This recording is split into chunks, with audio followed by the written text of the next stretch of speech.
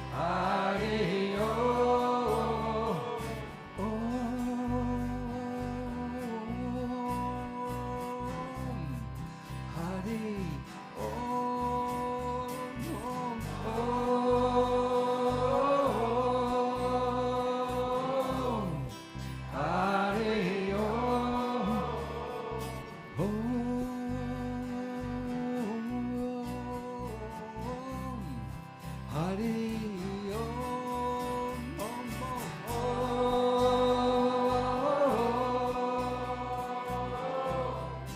Hari Om,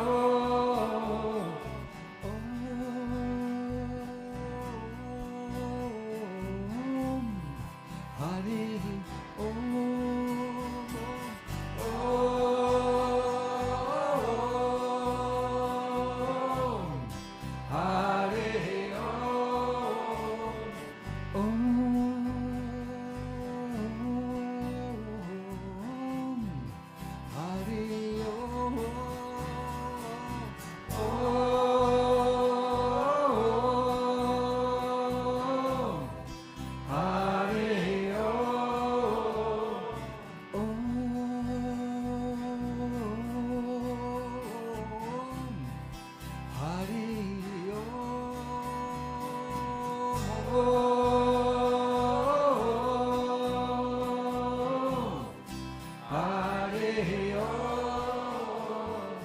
Goranga, Goranga, Goranga, Goranga, Goranga, Goranga, Goranga, Goranga, Goranga, Goranga, Goranga, Goranga. Goranga, Goranga, Goranga, Goranga, Goranga, Goranga, Goranga, Goranga, Goranga, Goranga, Goranga. Goranga, Goranga, Goranga,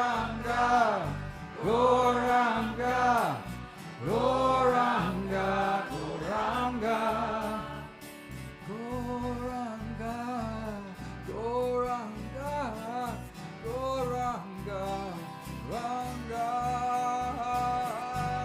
Goranga, Goranga, Goranga, Goranga,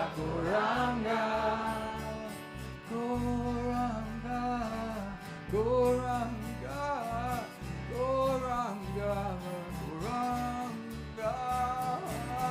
Goranga, Goranga, Goranga, Goranga, Haribo, Nitai Gor, Nitai Gor, Haribo,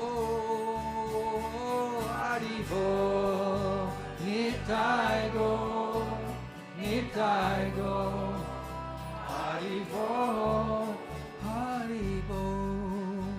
Nitai Gor, Nitai Gor, Haribo, Haribo, Nitai Gor, Nitai Gor, Haribo, Haribo, Nitai Gor, Nitai Gor, Haribo, Haribo, Haribo.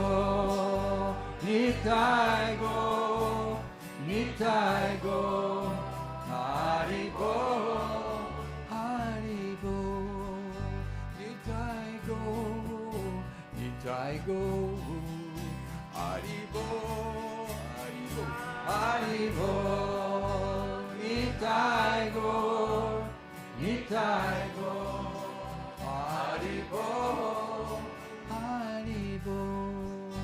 Nitai Gor, Nitai Gor, Haribo, Haribo, Nitai Gor, Nitai Gor, Haribo, Haribo, Nitai Gor, Nitai Gor, Haribo, Haribo. Nitai Gor, Nitai Gor, Haribo, Haribo, Nitai Gor, Nitai Gor, Haribo, Haribo, Nitai Gor, Nitai Gor. Haribo, Nitai Gaur, Nitai Gaur, Haribo, Haribo, Nitai Gaur, Nitai Gaur, Haribo.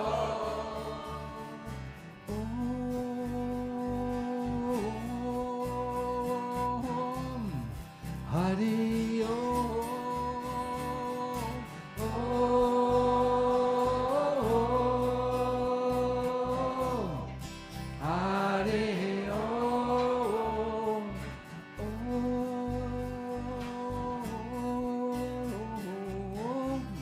Hari Om,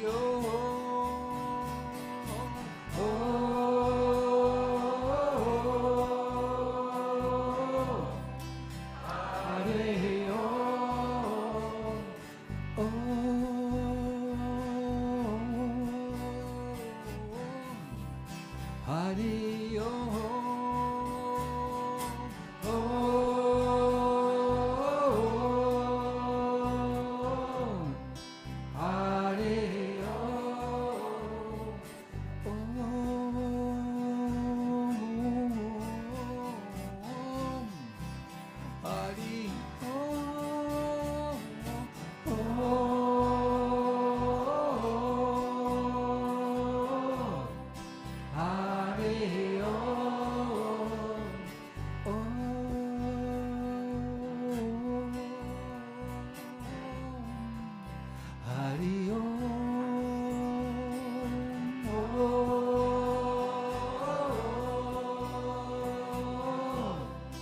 Hari We'll do a different mantra. Gopala, Govinda, Rama, Dana Mohana, Gopala, Govinda, Rama, Dana Mohana, Gopala, Govinda, Rama, Dana Mohana, Gopala, Govinda, Rama, Dana Mohana, Gopala, Govinda, Rama, Dana Mohana, Gopala, Govinda, Rama, Dana Mohana, Gopala, Govinda, Rama, Dana Mohana, Gopala, Govinda, Rama,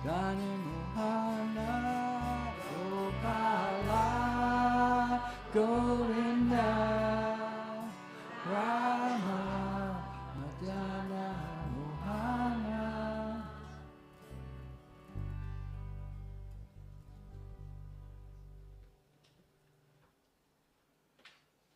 Hey everybody, thank you very much for that. Very wonderful start to the evening. So everybody's got a dinner, I hope, and so please enjoy the meal, and we'll be back with part 2 very soon. Thank you.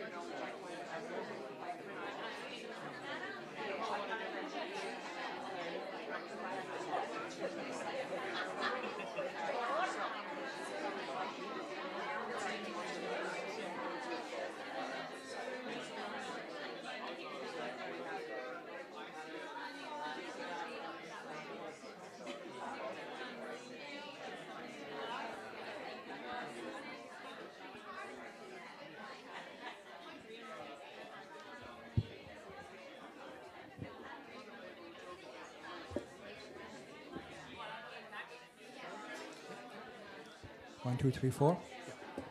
Haribol.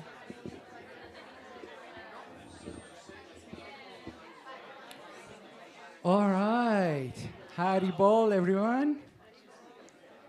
Haribol. Haribol. Haribol. Haribol. Thank you so much, everybody. So at this stage, we are going to have Gauranga meditation. Quite amazing, wonderful, yet extremely simple way to meditate, right? And what we are going to do, we are going to close our eyes, have a bit of guided meditation, and just trying to immerse our heart and mind on the beautiful transcendental Gauranga sound vibration. Gauranga has 4 syllables: Go, Ra, An, Ga. So maybe we just quickly practice it together. Go, Ra, An, Ga. Wonderful. Can you please pause the music in the background? Thank you.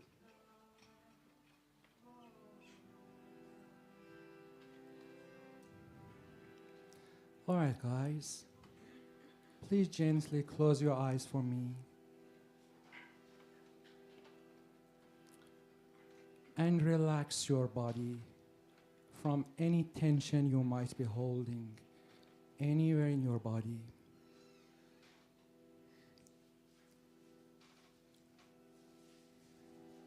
Feel the force of gravity pulling down your body, anchoring it into the earth.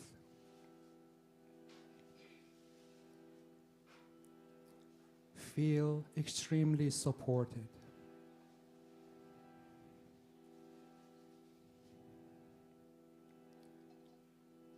Now, put your left hand on your abdomen, where your belly button is,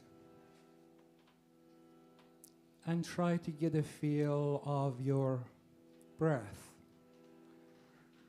as your abdomen rises and falls.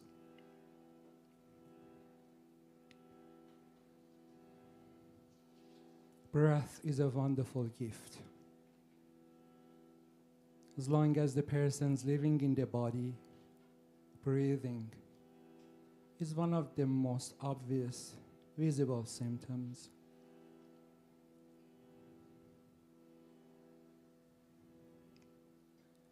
Deep breath in and out. Normally, our breath process takes place automatically. We take no effort to breathe.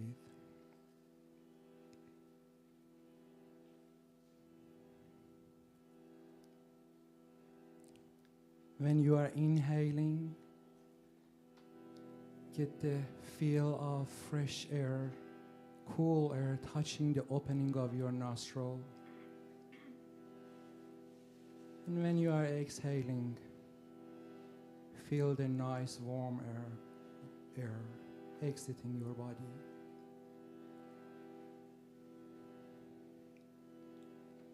As you are inhaling, say in your mind, I'm aware I'm inhaling. As you are exhaling, say in your mind, I'm aware I'm exhaling.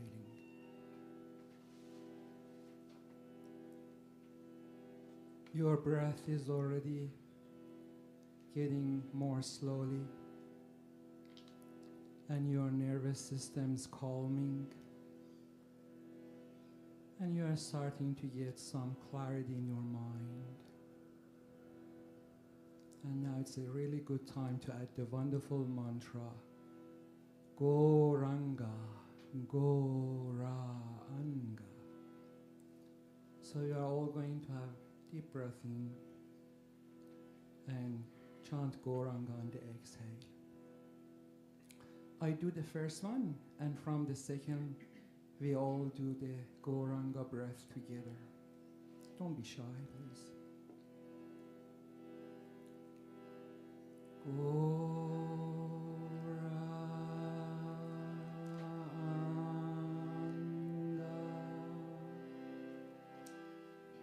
Deep.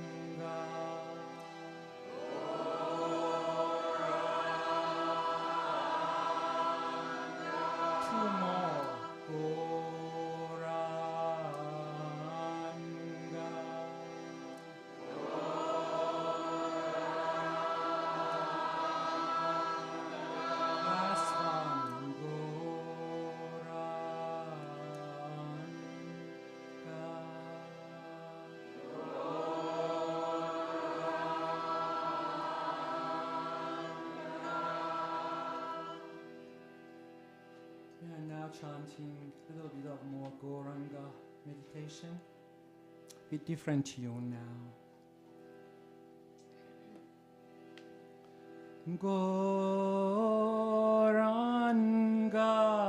Gauranga,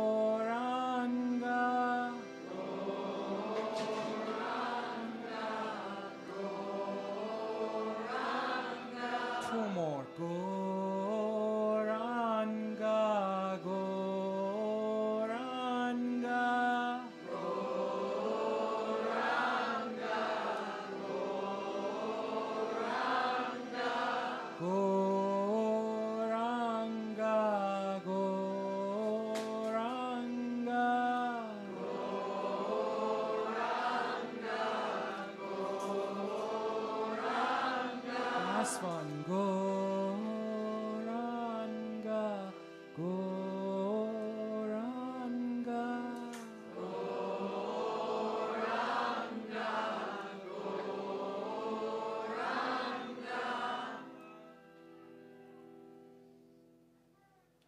All right, everyone, thank you very much for joining me in this Gauranga meditation. I now would like to invite our dear friend Acharya Das to come forward and give us a talk. And the title is The True Purpose of Yoga and Meditation. Namaste.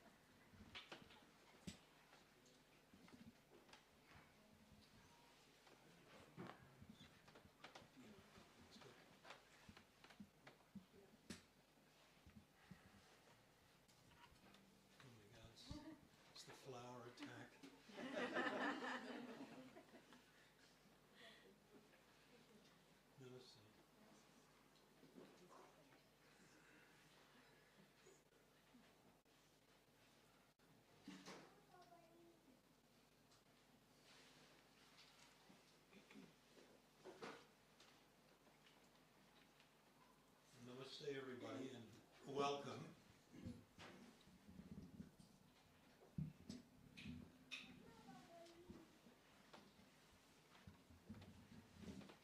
Get some adjustments here.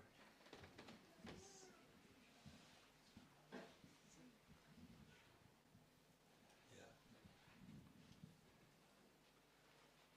Try again. Welcome, take two.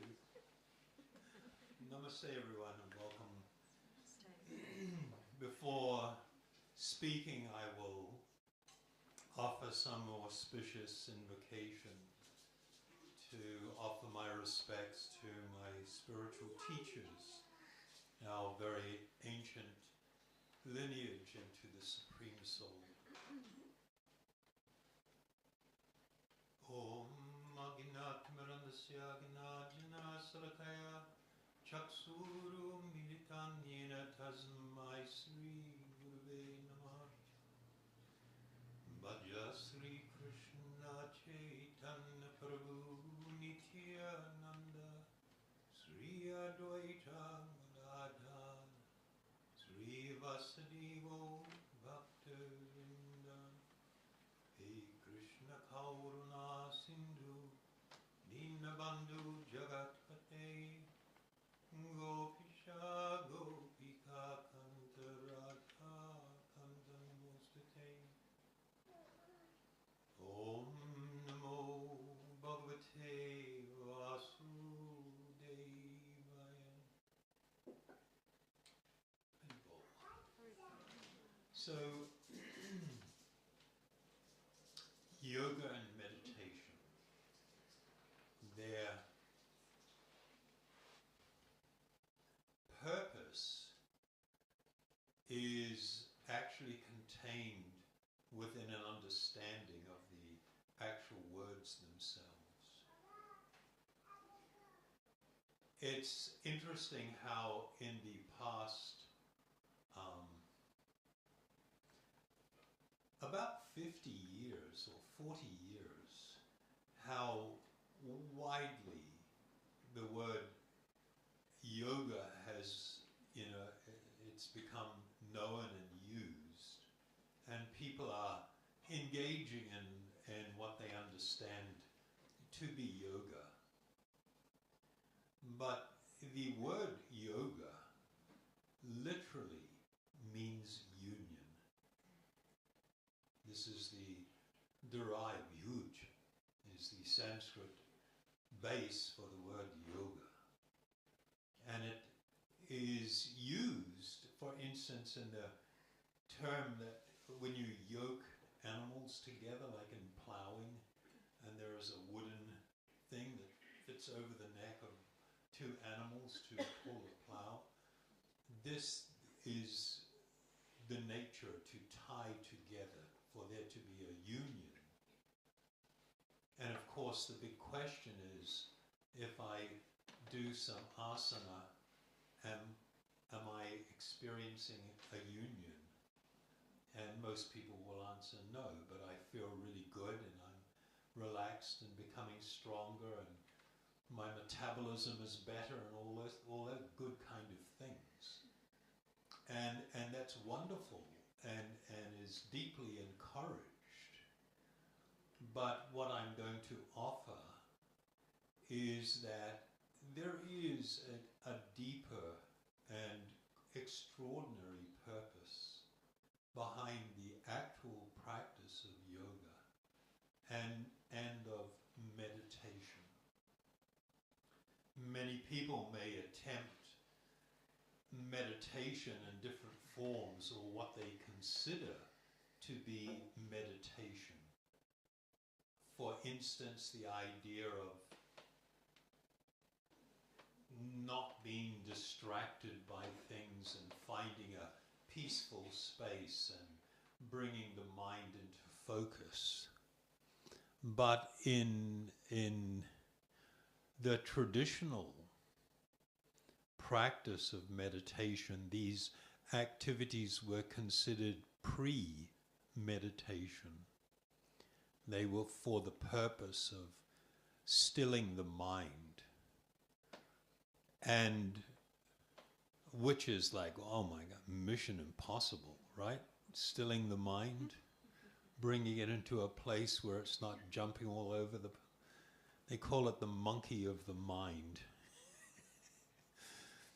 And there was a very profound appreciation of a certain reality that the mind was described as potentially the greatest friend, but also potentially the greatest enemy of the individual.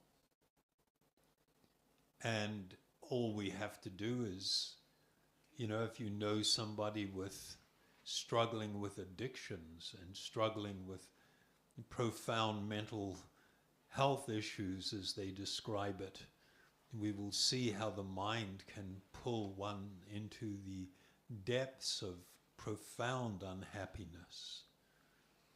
So they describe the reality that it was the unbridled mind that was a great source of problem for the individual. Unbridled means uncontrolled, where we're not actively participating in the control of the mind. Rather, we are simply following it everywhere and following everything that's going on.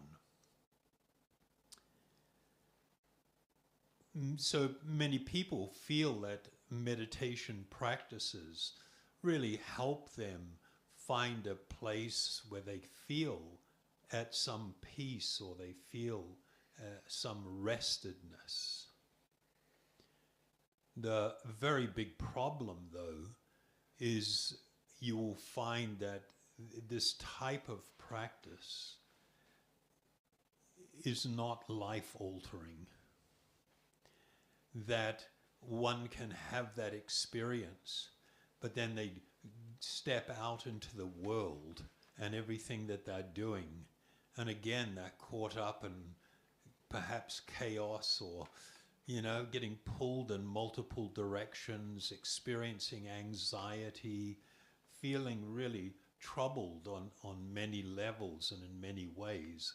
So then they go back, and the next day, if they're doing it, they have a daily practice to their meditation to try and get grounded and to try and make it so that they can face the world. But it's just this ongoing cycle. Every time you have a good experience, then you go out and deal with the world. You're almost back to square one. The practice of actual yoga and meditation is meant to be completely transformative. It is meant to give you tools to manage the experience of life.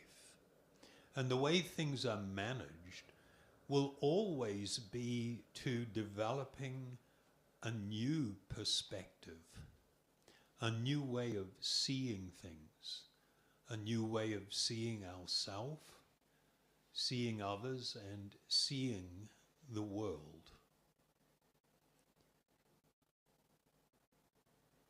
This will automatically occur if one is engaged in a genuine meditation process.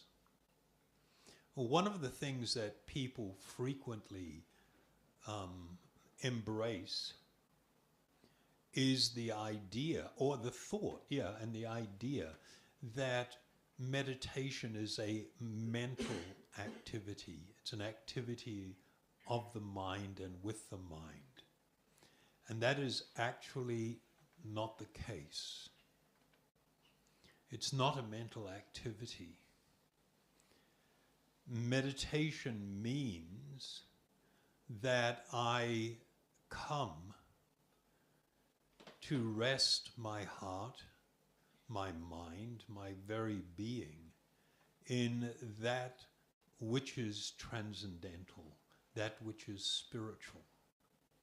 And so the example I often use, it's like on a really hot summer's day and you go out to the beach and it's kind of like you're really feeling hot and sweaty, and maybe you've been engaged in some work, you might have been doing a workout, and I mean this can happen in your own home, stepping into the shower, but the idea of immersing yourself in the cooling and cleansing water, and it really changes things.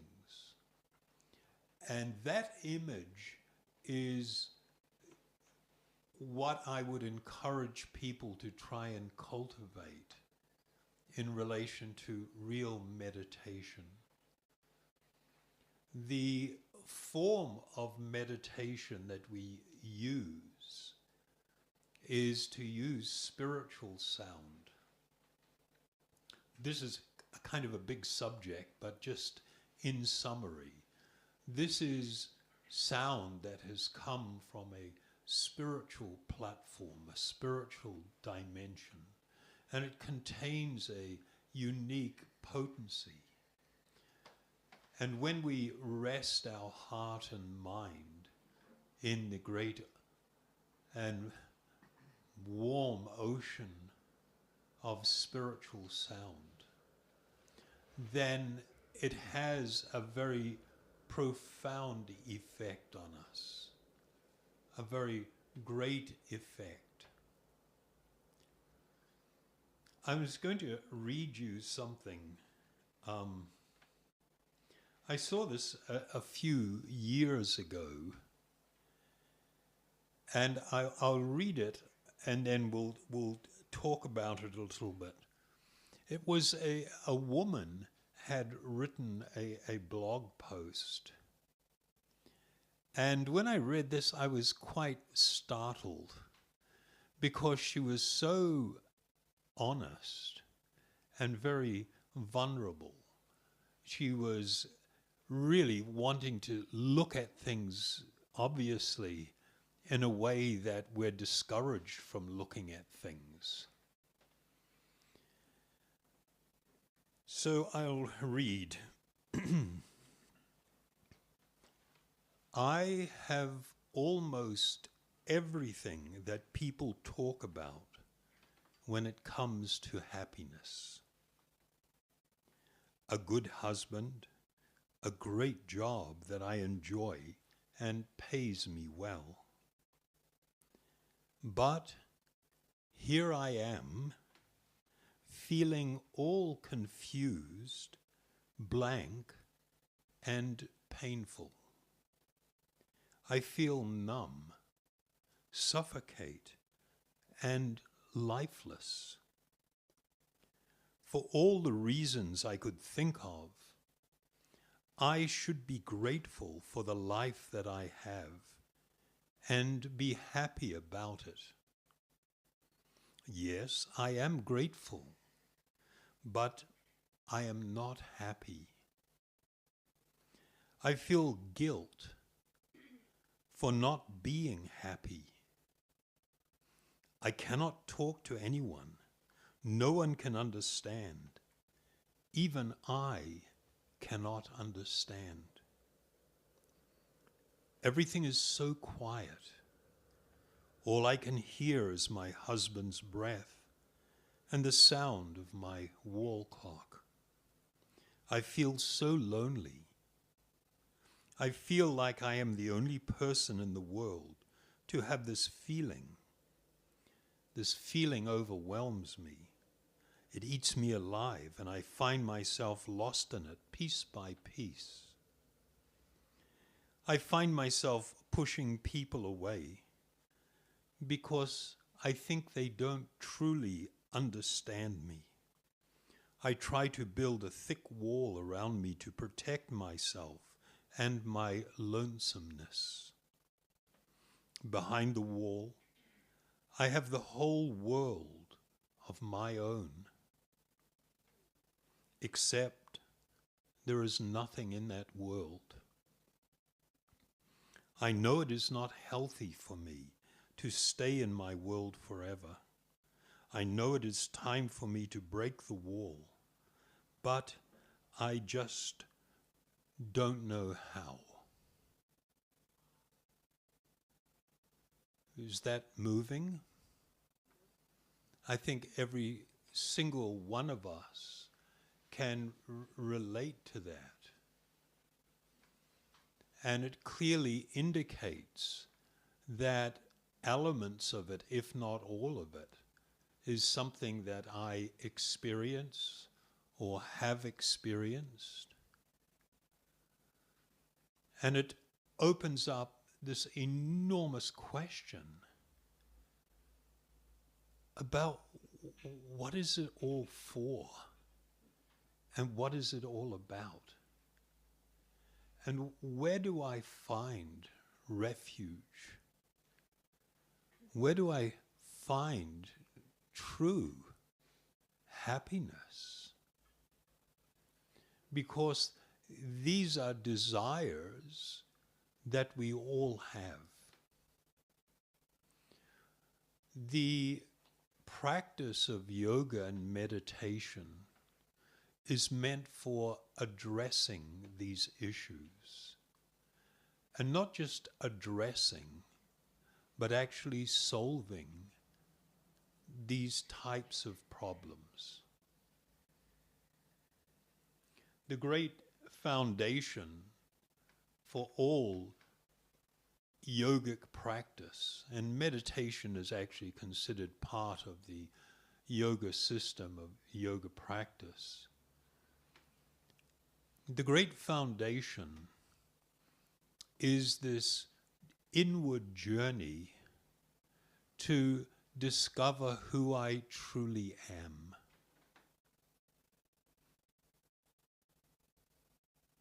We all live in a world where we are strongly committed to the idea that the body that we have on is us.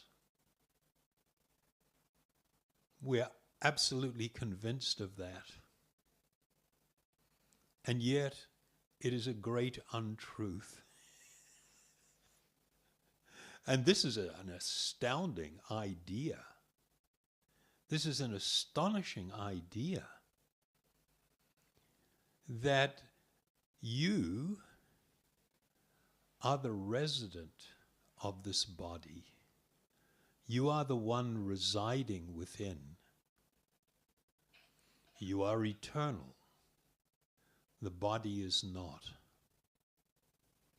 You will reside within this body for some time, and then you will be required to leave. It doesn't go anywhere else. This is a fundamental reality.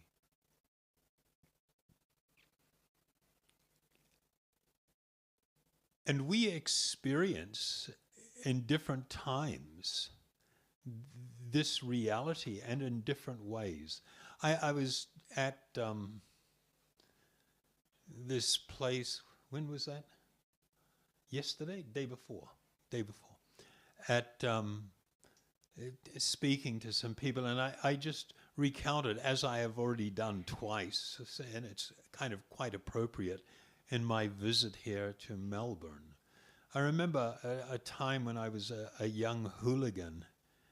I grew up in Te Aroha in New Zealand, little town, 3,000 people, and we were part of the wild bunch in the town.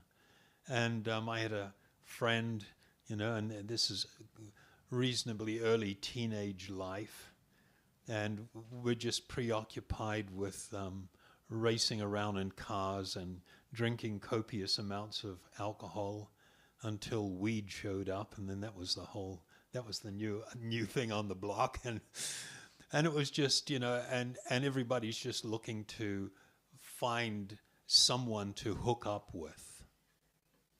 And I'm in the car with my friend, and he's got a girlfriend, and she's bitterly complaining to him. And the statement that she made was, "You don't really care about me.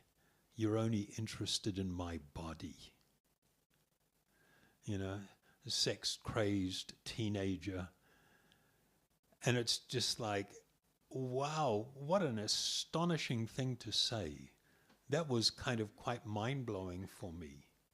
And I didn't understand the significance until quite a bit later in my practice of yoga, which I had taken up when I was about 14. And it was just like when I began to cultivate some of the great wisdom in yoga and understand that there is a distinction between myself and the body.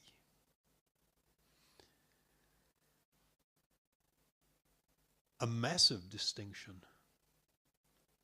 And this girl had recognized it, but quickly lost the plot again.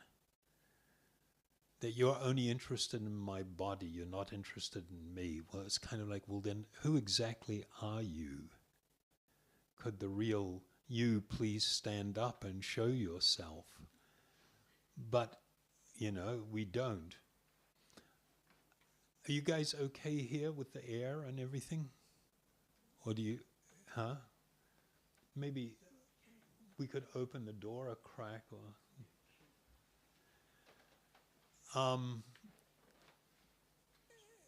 The process of yoga, one of the monumental fruits is to discover your actual spiritual identity. And then in living a life that is consistent with that appreciation, and a life that actually allows us to taste real happiness. In the ancient Vedic texts, they use an analogy. Guy has got a bird and it's in a cage. And the cage is a gilded cage and beautifully decorated. And he's so proud of the cage, he's just constantly polishing it and displaying it and becoming somewhat forgetful of the bird inside that has not been adequately fed and is malnourished.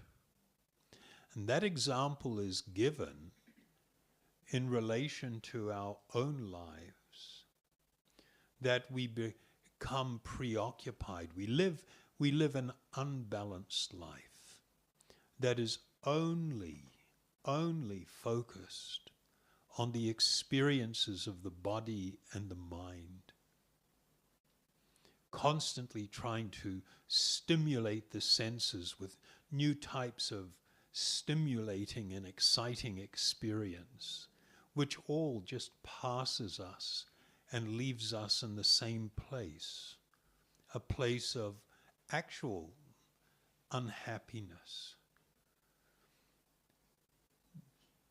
The process of yoga and meditation is to restore a balance, to engage in activity where I, the spiritual being, receive spiritual nourishment.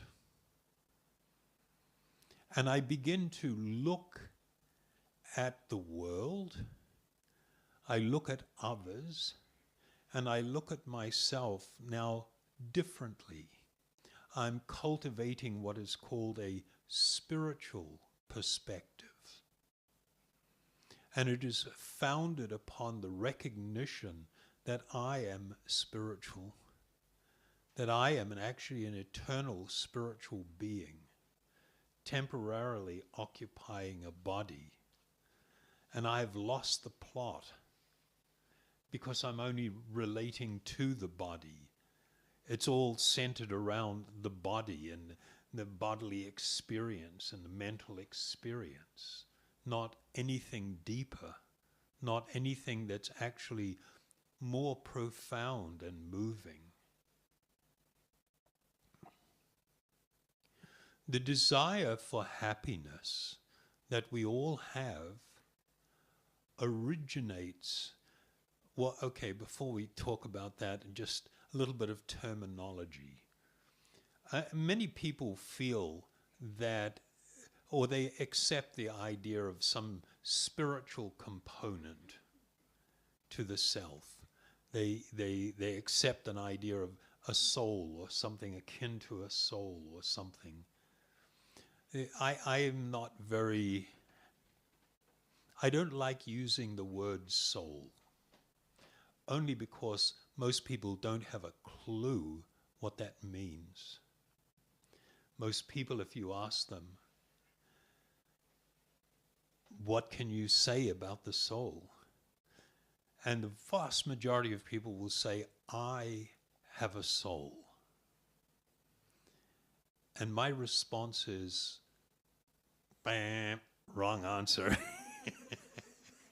No, you don't have a soul. Because if you have a soul, then who exactly are you, and what exactly is the soul? And then everybody's kind of gobsmacked, and it's like, where do I go with that one? If you ask many religious and even often spiritual teachers to speak to me about the nature of this soul for 10 minutes, people quickly run out of things to say because there is such a lack of understanding. The Sanskrit, this was the ancient language used in the Vedic or yogic texts. They use the term Atma or Atman. This term literally translates as the self, who you actually are. This is you, the self. So we commonly use the term spirit soul. It's kind of a little bit of a compromise rather than just using soul, that people can sort of relate to it. But even then, it's sort of like, it's a little bit of a vague thing. It's not like something that we're really connected with. There was a process of yoga, a particular path called Sankhya Yoga, where they, in a very profound way, tried to examine the nature of this world and of the material energy to discover what it was that was spiritual. And they established that there were certain characteristics. That which is spiritual is eternal and unchanging. Does that sound like the body? No, it's not. Definitely not the body. And it's quite astonishing that in spite of all of the medical evidence, it's sort of like it doesn't twig. Within a very short period of time, more or less around 5 years, every single particle, material particle in your body is replaced. The reality is, the body that you have on now was not the body that you were using 7 years ago, just by definition. It's not the same material. Even the brain, even the bones. I mean, the atomic components of the brain, they change very frequently. There is this constant, in the process of metabolism, there's this constant taking on of new chemical elements and replacing things and things being excreted. And so if I look back at a photograph of when I would say I was 5 years old, and you ask the question, where is that body now? Where is it? And most people will say, well, it just grew and it's kind of, and the answer is no. It's completely changed. There's been a massive turnover of bodies. And it's sort of like, well, what about it? Well, who is experiencing the turnover of bodies? Who is the one that is looking at the photos and going, oh, that's when, and I usually say when I was 5 years old, when I was 10, when I was 20, when I was 30. But actually, you are not 5, 10, 20, and 30. That's the body. You are the constant principle. You are the identity that's always saying, oh, that was me. I was there. I was there. I was there. You are the constant principle. So there's a few realities. We're not going to go into it very deeply, although some people might find this is already quite deep. Actually, it's pretty far out. It's kind of like, oh my God, really? I've never thought about that. We're lost in selfie world. I really dislike this whole trip where you take a picture of a body and it's described as a selfie. That's who you are. And what a formula for unhappiness. Because then you will be committed to the idea that depending upon how my body looks, it will determine whether I am acceptable, lovable, likable, worthy. And it's just like, oh, that is frightening. And that's a disaster. Because the nature of the body is, it comes into being. There is a period of growth. Then there is a period of maturity or existence where there is often procreation. And then it begins to go into decline. And then it goes into rapid decline. It's shocking. Yeah, my body's already like 73. And now I'm feeling the rapid deterioration. I've always been very active and things, or I say I, me using the body to be really active and, stuff. And now all of a sudden, just doing things like, you get anybody about 60 onwards, and they're standing on a table this high, and you ask them to jump on the ground. A little kid just goes, ping! And if you land bad, you just roll and everything. An older person looks at it, and then they get themselves all ready, and it's kind of like, God, I hope nothing goes wrong here. And you can get a serious injury just jumping off something that high. It's like, what's with that? And it gets infinitely worse. You start off in nappies, and you end up in nappies. Your body can age so much that you can hardly digest. You can't even use the bathroom anymore. That actually you do need diapers, nappies, and somebody's got to change them. And it's kind of like, it feels so degrading for the person going through that experience. Because you went through a period of being strong and carrying the load and supporting family or others. And, you were the one out in front carrying everyone. And now you're like a baby again. You can't even feed yourself. You get Parkinson's or something, or Alzheimer's. And it's just like, oh my God. It's just like, really? This is it?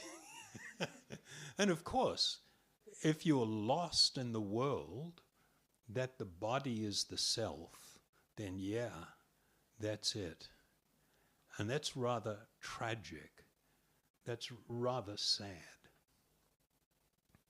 In the yoga system, there was a cultivation of wisdom, this knowledge of who I truly am.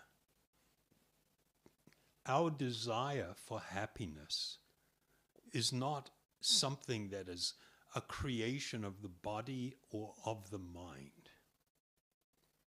It is actually a spiritual need.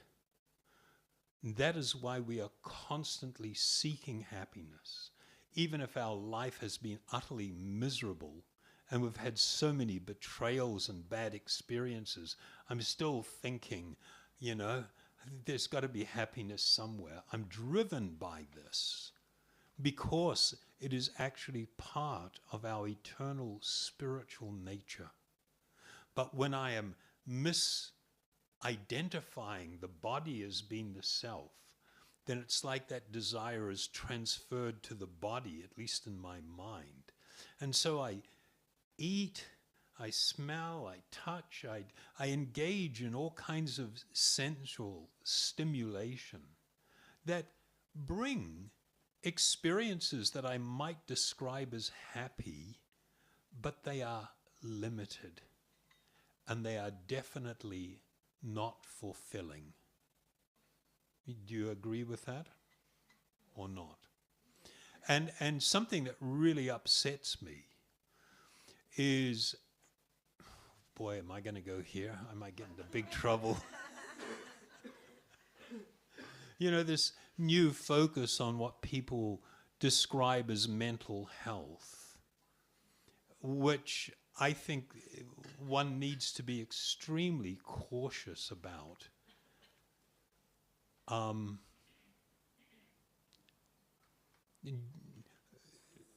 Just because you're unhappy, it doesn't mean there's something wrong with you. This could be an indication there's something very right with you.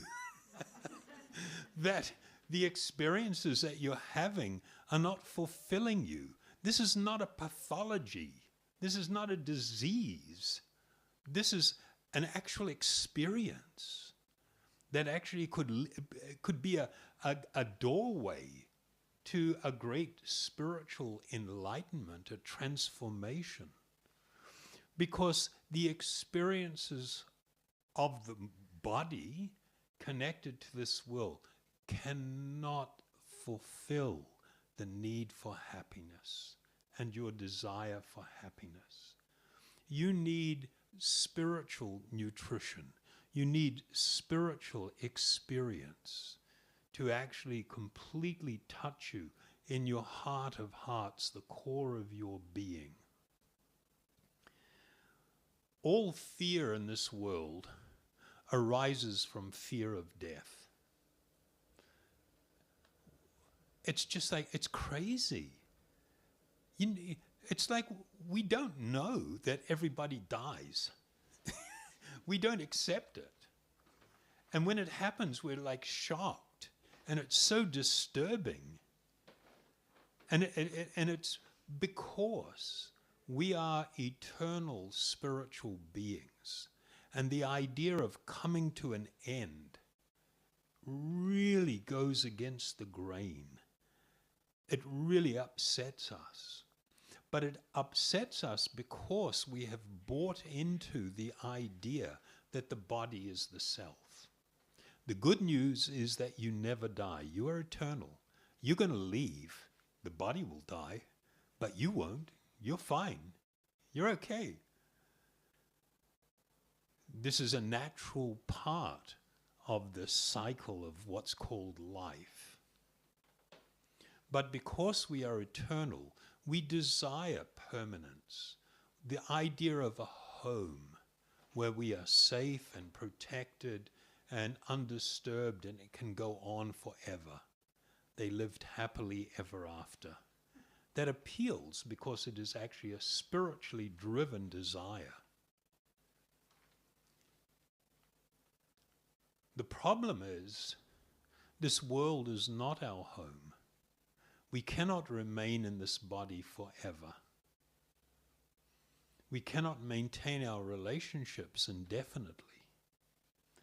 And we should be thinking about that, not oblivious, not trying to deny it and pretend something else.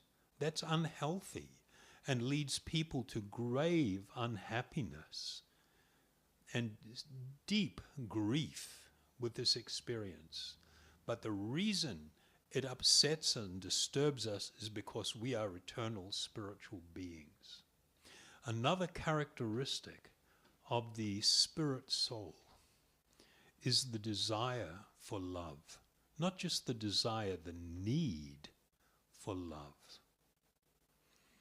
In a pure spiritual state, we will exist in the most extraordinary experience of spiritual love. But so the need to love and to be loved is profound. It's real. And it's part of my spiritual being. But when I try to find the perfection of love with temporary and limited personalities, it's never going to completely fill that need. And people experience that. Is this too upsetting or heavy or anything? We're okay with this? This is the good news. These are the answers. This is the answers to this woman's problem that I read about. This is the answer, the cultivation of this understanding.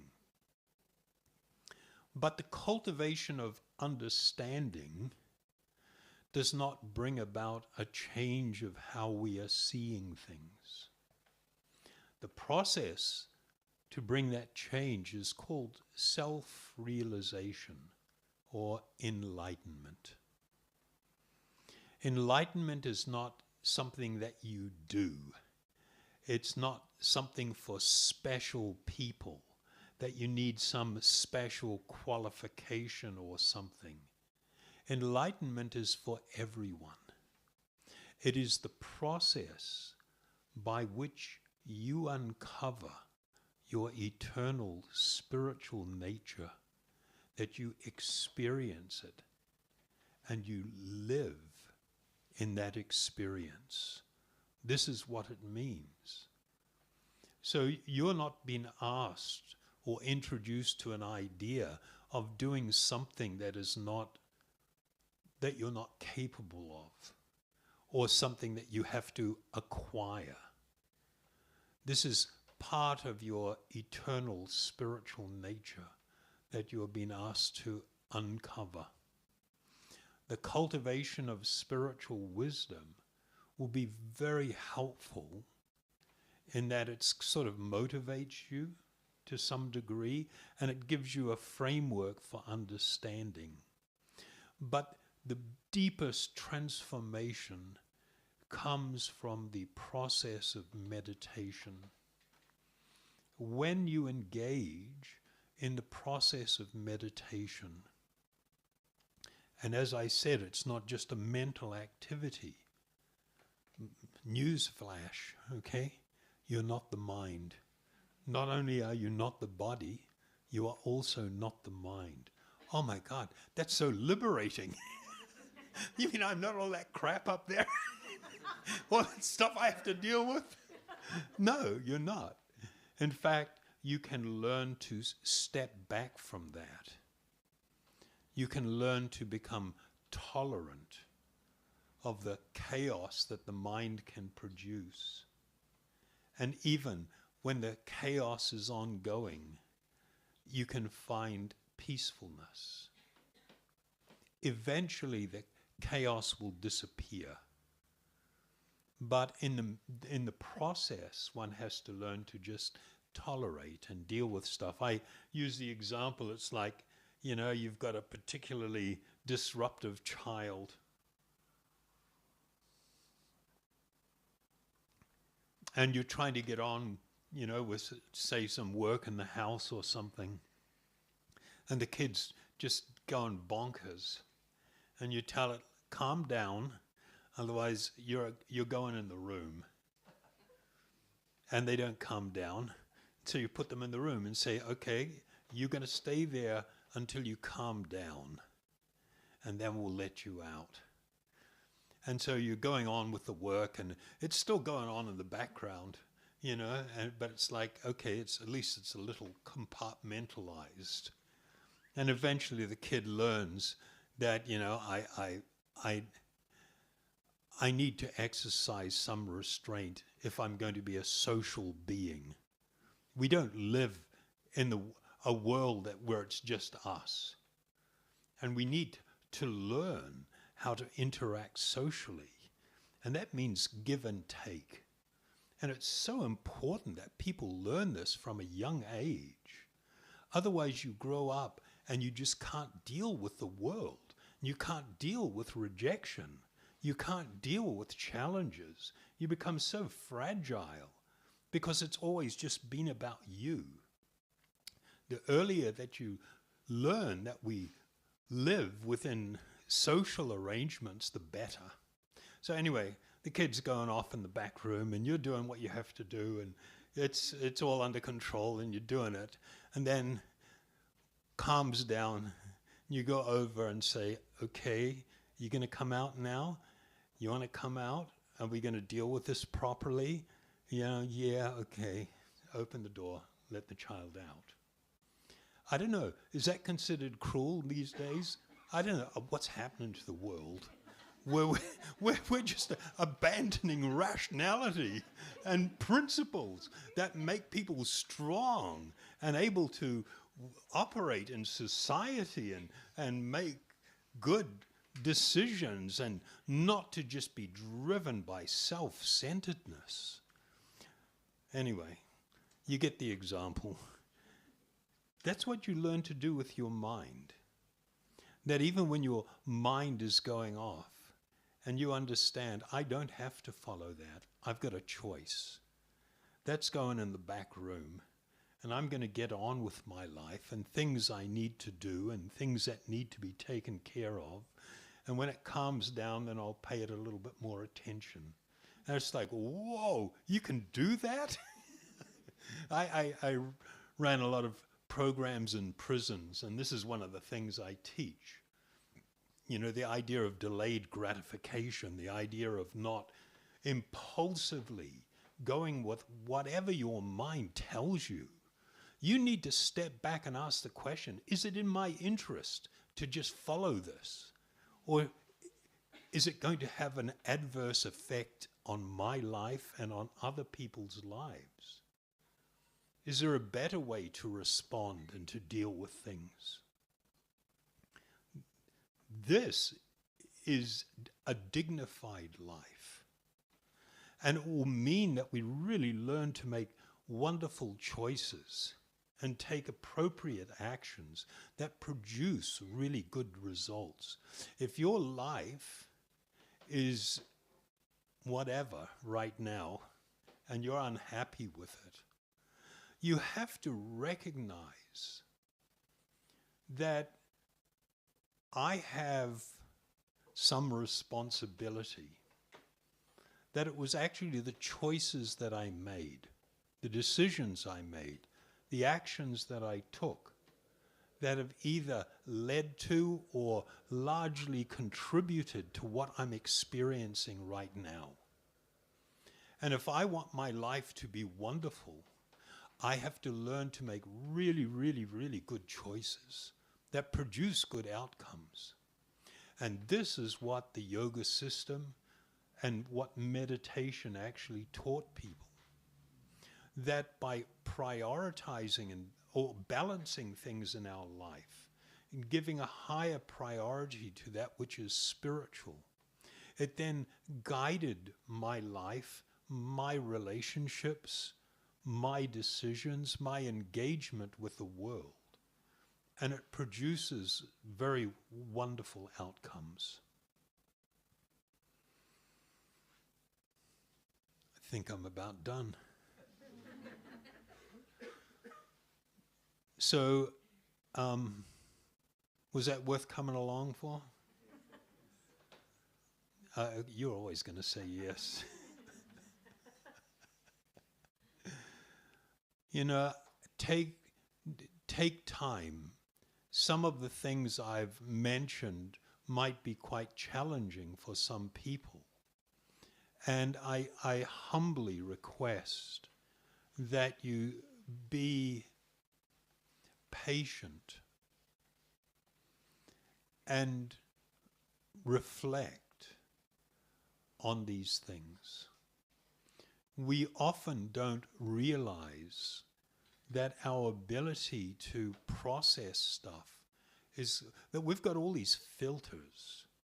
We've got all these notions and ideas that we've held to be true. And when something comes along that's a bit challenging, our tendency is to just reject it or push it aside or whatever. But just because, you know, something, we've embraced so much stuff for so long, it doesn't mean it's true and it's right. Look at what's happening in everybody's life. We have entered a period of time where there is a crisis of unhappiness, where there is pervasive amounts of unhappiness and depression, unparalleled in the history of humanity. If you look at all the statistics, particularly in the last 15 years and more so in the last 5 years, it's just ramping up in a way that's just incomprehensible. And it's sort of like, well, everybody wants to propose, well, we need more of this kind of drugs or this kind of therapy or this kind of treatment.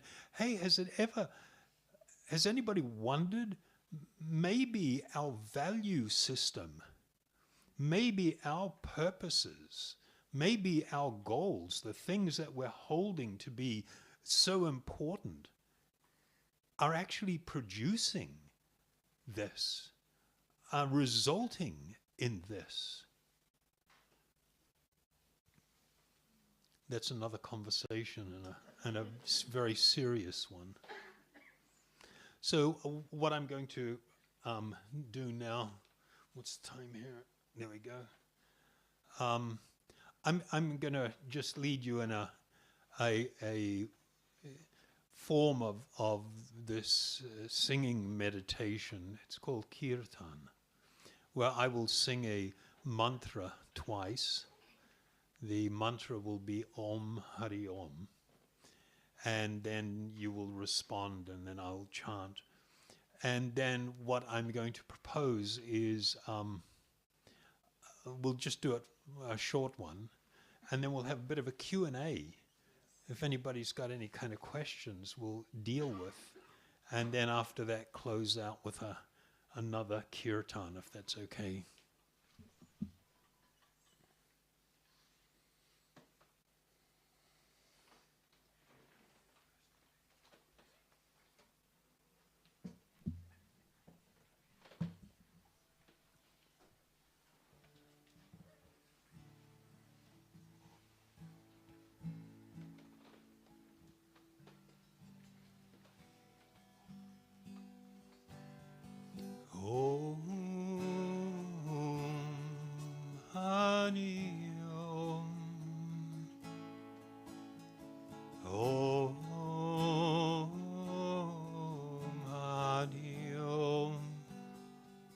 Your turn.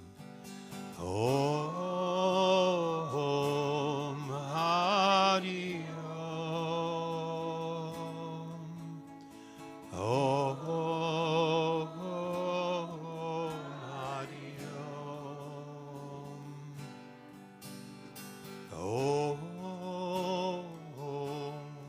Hari Om.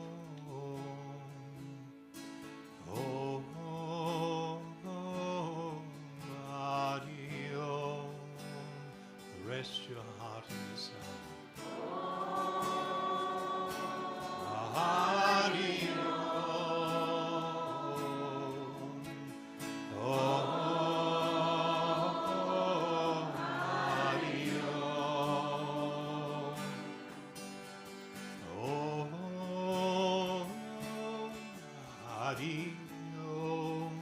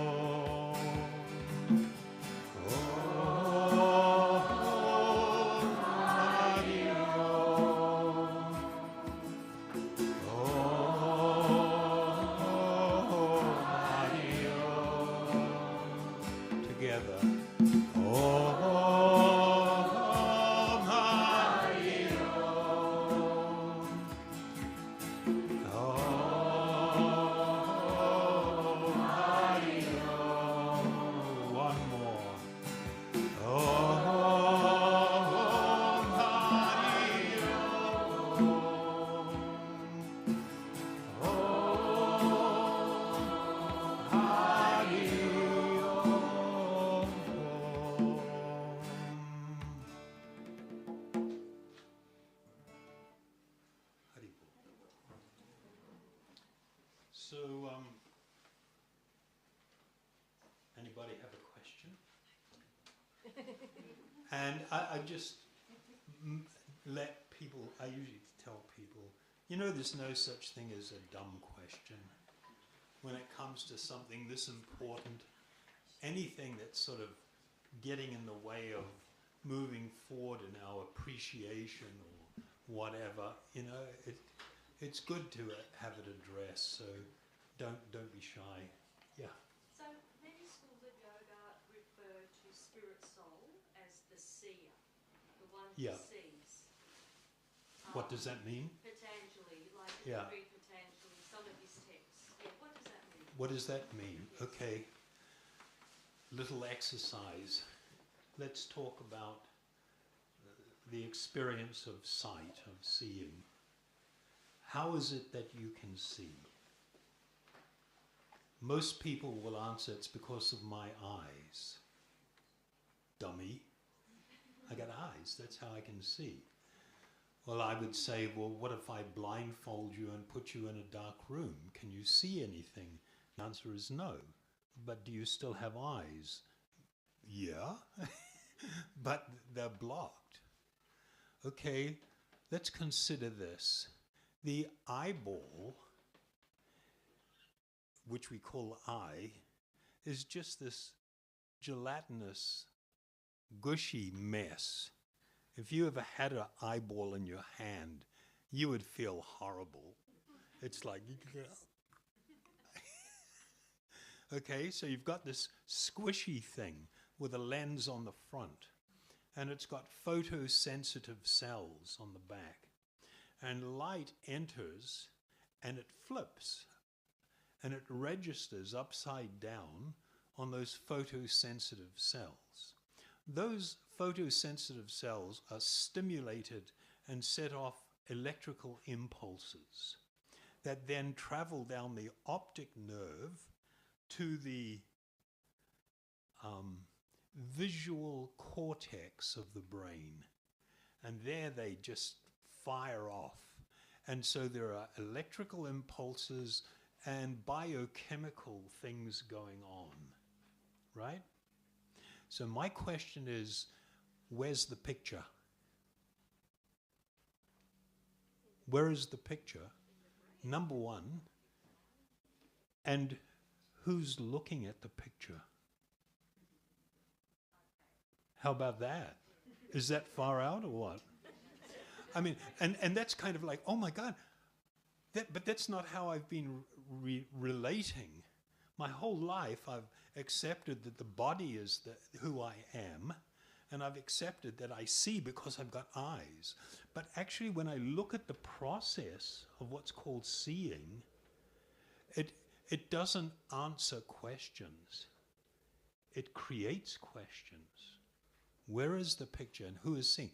Not only that, I can do the same thing with audio reception, sound waves, you know, and they impulse like puffs, impulse, pressure impulses on the eardrum, which then causes a little, you know, hammer on the inside to move, which then stimulates those audio nerves that again do it. So it's kind of like, so where is the sound and who is hearing it? Far out or what? Yeah. Amazing. And so the yogis, they were really steeped in this type of examination, which really stimulated this search. Okay, let me discover the actual seer. In Sanskrit, drishya. Cool or what? And we know it is because of the living being. I will tell you a couple of other things. The reason that you are sentient and able to have sensual perception is because that inherent characteristic resides within the spiritual being.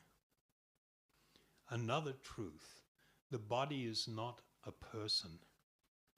And anybody that has been with someone as they were going through the experience of death, and you see at that moment that they leave, this is some amazing transformation.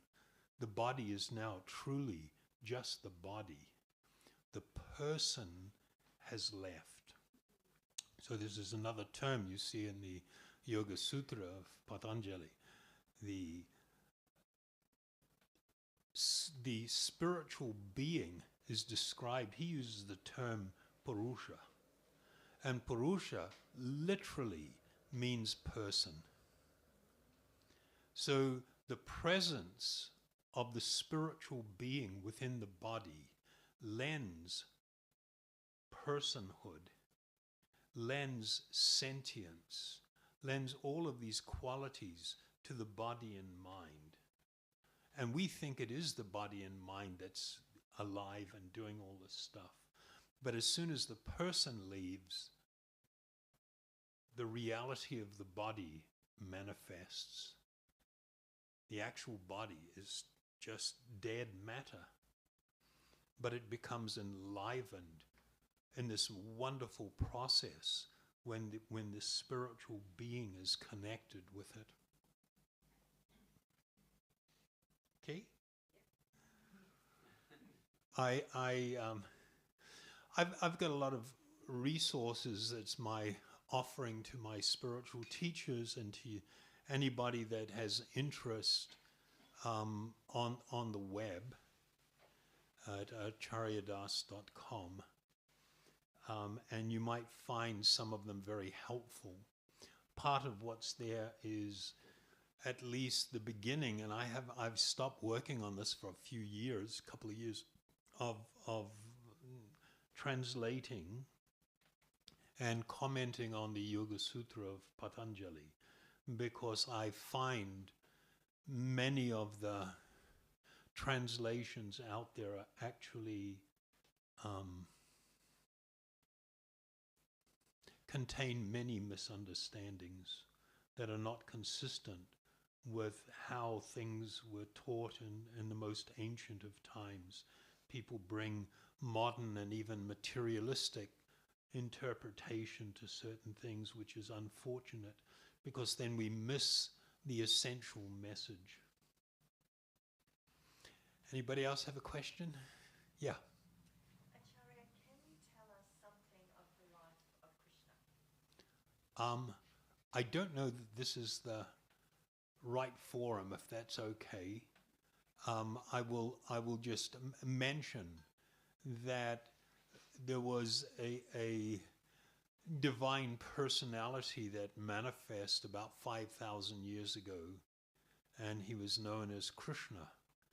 And he engaged in a variety of activities, and probably the most famous thing that he did was to speak the Bhagavad Gita to a great warrior prince. His name was Arjuna, on a battlefield. And that is a work that is extremely profound. It's not easy for a lot of people from the Western world to get their head around, because it contains concepts and ideas that people are unfamiliar with. But if you would like a little bit of a guided tour of Bhagavad Gita, I also have that on the website in a series called Bhagavad Gita Chalisa, which is like 40 verses of the 700 that pretty much share what is the most essential messages, the spiritual messages there. That's about as far as I think I'll go, if that's okay. Somebody else had a hand up? If you could pass on one understanding to a grieving person who would be totally new to the concept you addressed or you brought up, what would it be? What would it be? Okay, thank you so much. I'll tell you a little story that I've told a few times. I was visiting a friend in Mumbai. He was a Muslim, and it was somebody I was doing some business with in the same company. And yeah, I also work. I have a family, and I need to take care of things. And I was visiting with him, and I was very early, and we were meant to be going to a company to have a meeting. And he asked me if we could stop by the hospital, go early and stop by the hospital. His father was in hospital. Something was wrong. They weren't sure what. Went there, introduced to his father and his mum. His mum was actually a professor of economics and mathematics at one of the universities, very intelligent lady. And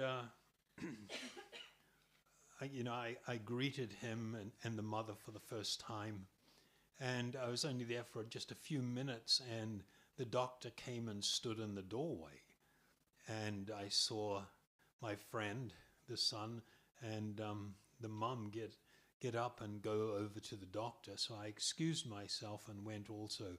The doctor fundamentally said, he is end-stage cancer, bone cancer.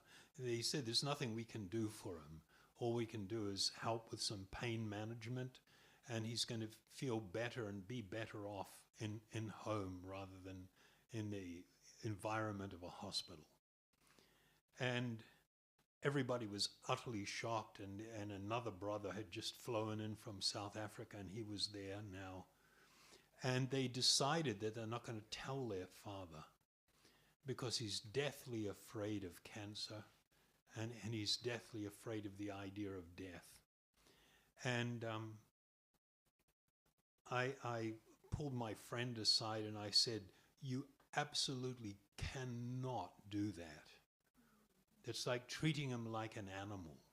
You're just going to drug him up and let him so-called pass away peacefully. I said, you need to tell him what's going on because there are things he may want to take care of.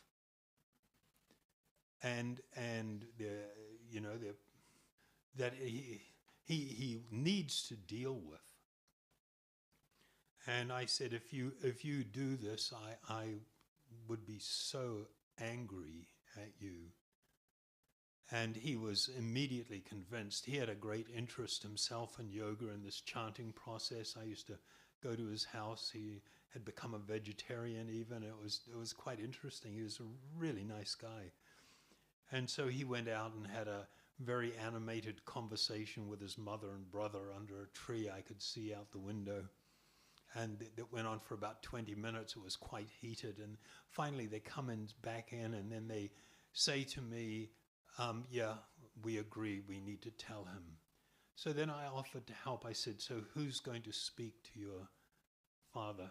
Who's going to do it? Because I thought I could kind of share something. And they all started looking at each other and nobody wanted to do it. And then the mother asked me, would I do it? It's like, come on, I just met the guy about 30 minutes ago. And you can ask me to do it? He doesn't even know me, really. But they were quite insistent and said they just didn't have any capacity to deal with this. So I reluctantly agreed, went and sat beside their bed. And I held his hand and I told him, you know, you noticed that the doctor had come in. I saw you notice that. And I said, you're probably wondering what's going on. And I told him the prognosis is actually not good. And then I said, but don't worry, you're not going to die. And the mother just like freaked out. She's like, what are you doing? I told him, yeah, don't worry, you're not going to die. Your body is, but you are not. You are going to be leaving your body. And that's okay. That's a natural part of things. And there is nothing for you to fear in this experience. It might be quite challenging, but there is nothing to fear. You're going to be okay. And what I recommend is that you go home. Being a Muslim, I advised him to hear some passages, appropriate passages from the Quran. And they, in their practice, they have what they call 99 names of Allah, of God. And I said, engage in the process of both hearing and chanting these names. And I said, during this time, look within your heart and you will find that there are things that you want to settle and deal with. That there are maybe people who want to seek forgiveness for what they have done to you in life. And there may be people that you want to seek forgiveness of for things you have done in life. And do this, and do it in a peaceful and rested atmosphere, knowing that you will be protected by this practice. You will be fine. And when the time comes for you to leave, the only things that you will bring with you are these names of Allah that you will be chanting. And they will carry you across the ocean of material existence to a safe destination. Do not be fearful, you'll be fine.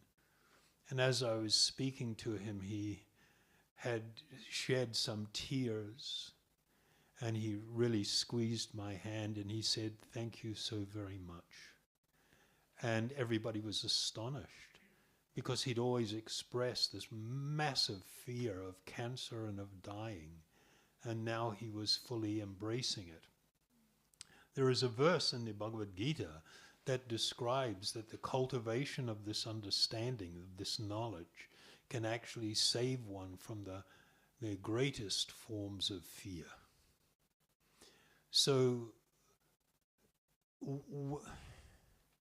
I promote a few things which people might think is odd. One of them is every opportunity that you have to sit at the bedside of someone that is going through the experience of death, you should do it. It will enrich your life. It will change the way that you are looking at your own life and relationships and everything. And it's a very healthy and good thing to do. And if you can offer some spiritual wisdom, like what I was just talking about, you cannot even imagine how much of a relief it is to people in that situation. But I tell them, when the time comes for the person to leave, do not be crying and expressing your grief. It's not about you, it's about them. Restrain yourself. Assist them in this part of the journey. And after they have gone, if you want to shed tears and express sorrow, then by all means do it. Do not be filled with grief. Grief is used in ways now that actually are not grieving. Grieving is really when you don't want something to have happened, and you want it to be different, and you want it to, things to be back, and you're just expressing that in your heartbreak and everything, and that's not healthy. Learning to embrace the reality of things. There's this wonderful prayer that they use in recovery for alcoholics and drug addicts and stuff.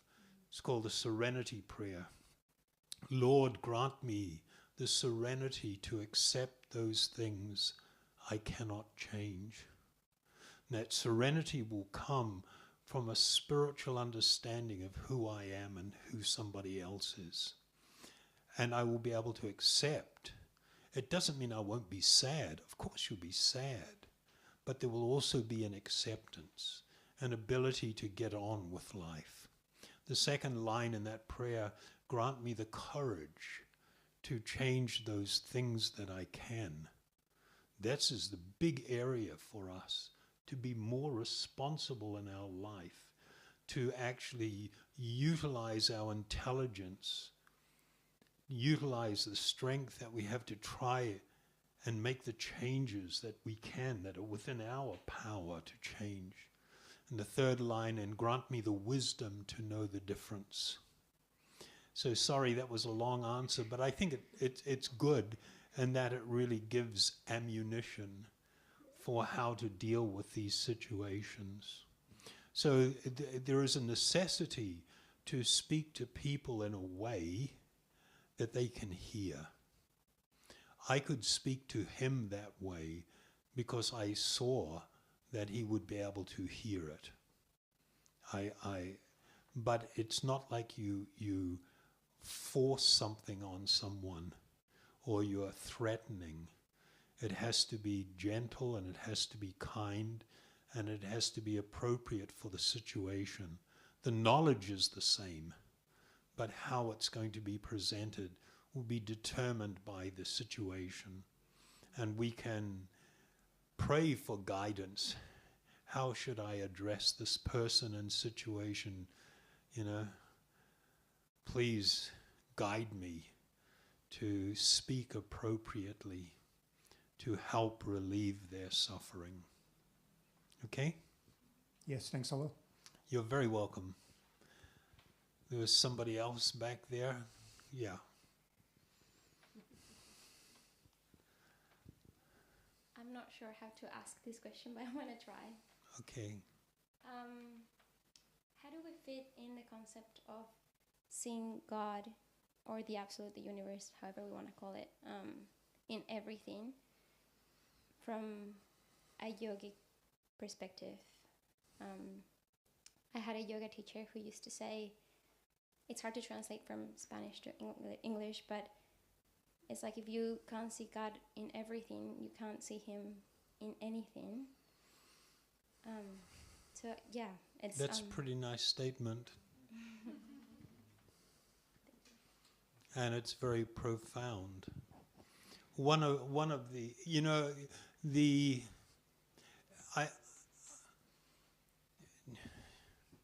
I'm actually deeply saddened by how society so rapidly has become adverse to using the word God, and how much of society is adverse to what people describe as religion.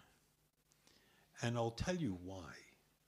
Number one is God, the highest truth, the absolute truth, the supreme soul, whatever, however one understands that and addresses that principle, shouldn't be defined by someone's misunderstanding or someone's misinterpretation. One of the challenges for me as a kid, I really, what the hell is this all for? What's it all about? Why am I here? What am I meant to be doing? These were questions that really plagued me. And I was raised within a traditional religion, but I became very challenged by the way people spoke about God. I inherently felt that their understanding was not very mature, and even there were misunderstandings. So because people might have immature understanding or even misunderstanding, we don't throw out the baby with the bathwater, right? It means, no, we find out what's the deal, what's really there.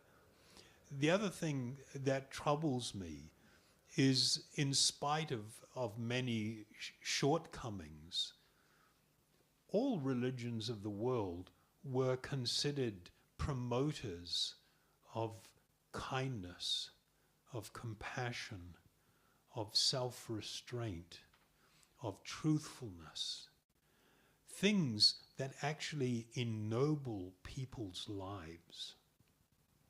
And when you throw that out too, it's kind of like, okay, where are you going to get your values from? I mean, we've seen this massive upside down flip. When I was a kid, it was commonly understood, this thing that they referred to within the framework of Christianity as the 7 deadly sins. If I bring that up now, most people will just think of a weird movie from a couple of decades ago, 7, right? That was just like, what the? But when we examine this, like for instance, avarice, which was the greed for money, this was considered destructive and damaging. And if you look at what's happened to the world over the past 100 years, it is primarily avarice that has brought about all of the destructive influences and many of the wrongs in society. But this is only a symptom of another underlying problem. But now, anybody that's greedy for money, they're called motivated, driven, and they are sought after by corporations and business people. They want to hire these kind of people. It's become glorified. The same thing with pride, with greed, with lust. Lust actually is not just related to sexual activity. It is about, in Sanskrit, the word is kama, which has to do with deep-seated selfishness. It's about taking and not giving. And it's considered so corruptive. And so when you look at these things that were considered deadly and destructive 50 years ago, they're all idolized now. It's been put on a pedestal and worshipped. And it's kind of like everything is upside down. Wow, long introduction. So there is a wonderful verse in one of the ancient Vedic texts, Ishvara Paramakrishna Sachitananda Vigraha Anandir Adhir Govinda Sarva Karana Karanam. And it addresses this word, Karana Karanam, is the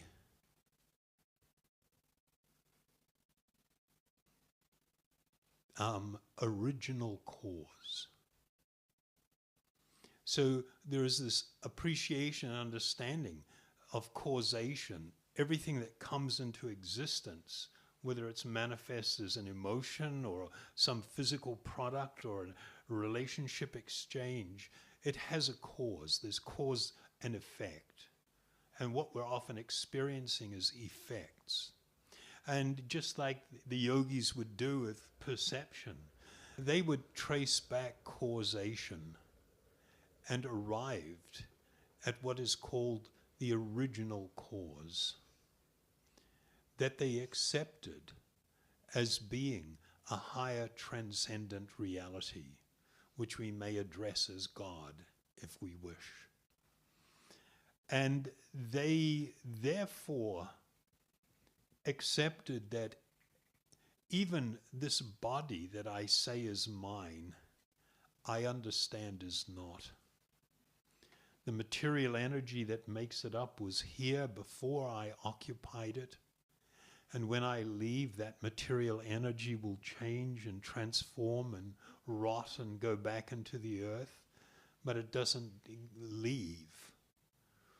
And so there was an understanding that everything, they have an ancient, in one of the Upanishads, a verse, Ishvasham idam sarvam yatkincha jagatyam jagat. It says everything is owned and controlled by this original cause or by God. One should therefore only accept that which is necessary for themselves and not accept other things, knowing well to whom they belong. And so there was this understanding that material nature, I can't actually own anything. I can bring into my sphere of influence, and I should accept that which I actually need. Other things I should act as a caretaker rather than the idea of an owner and exploiter. And this also goes with other living beings. I should not seek to control and to dominate any other living being.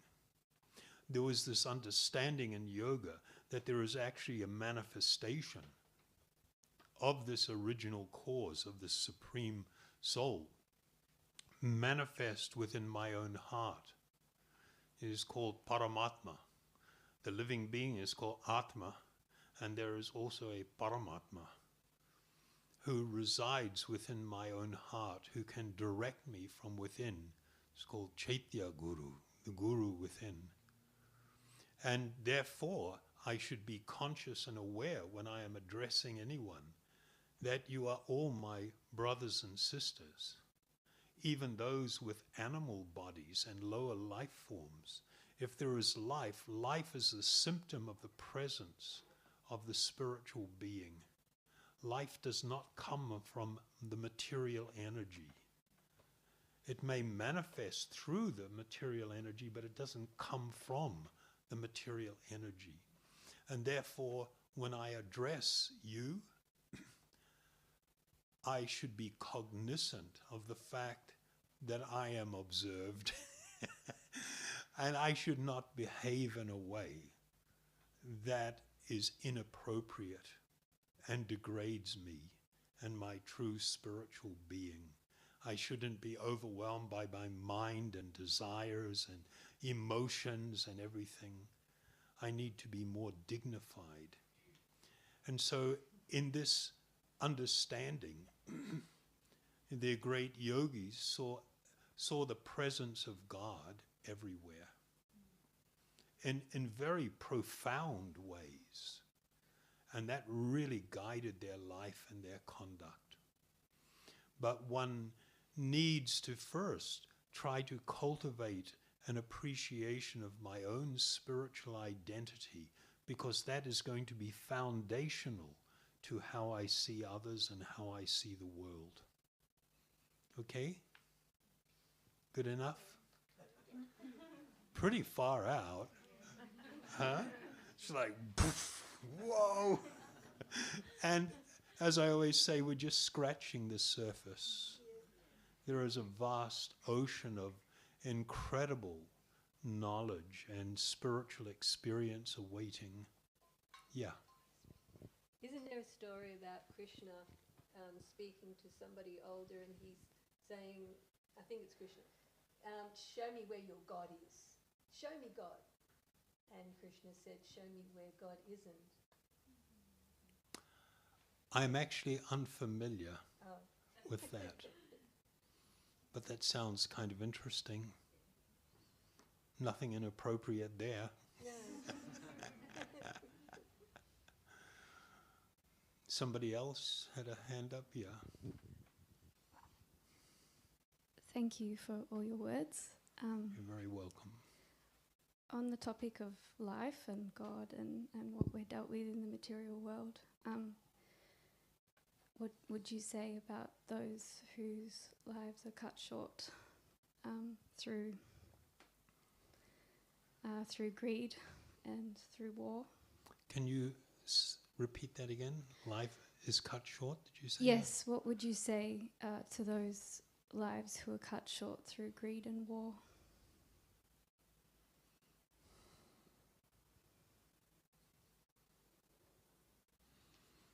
Depends who I'm addressing.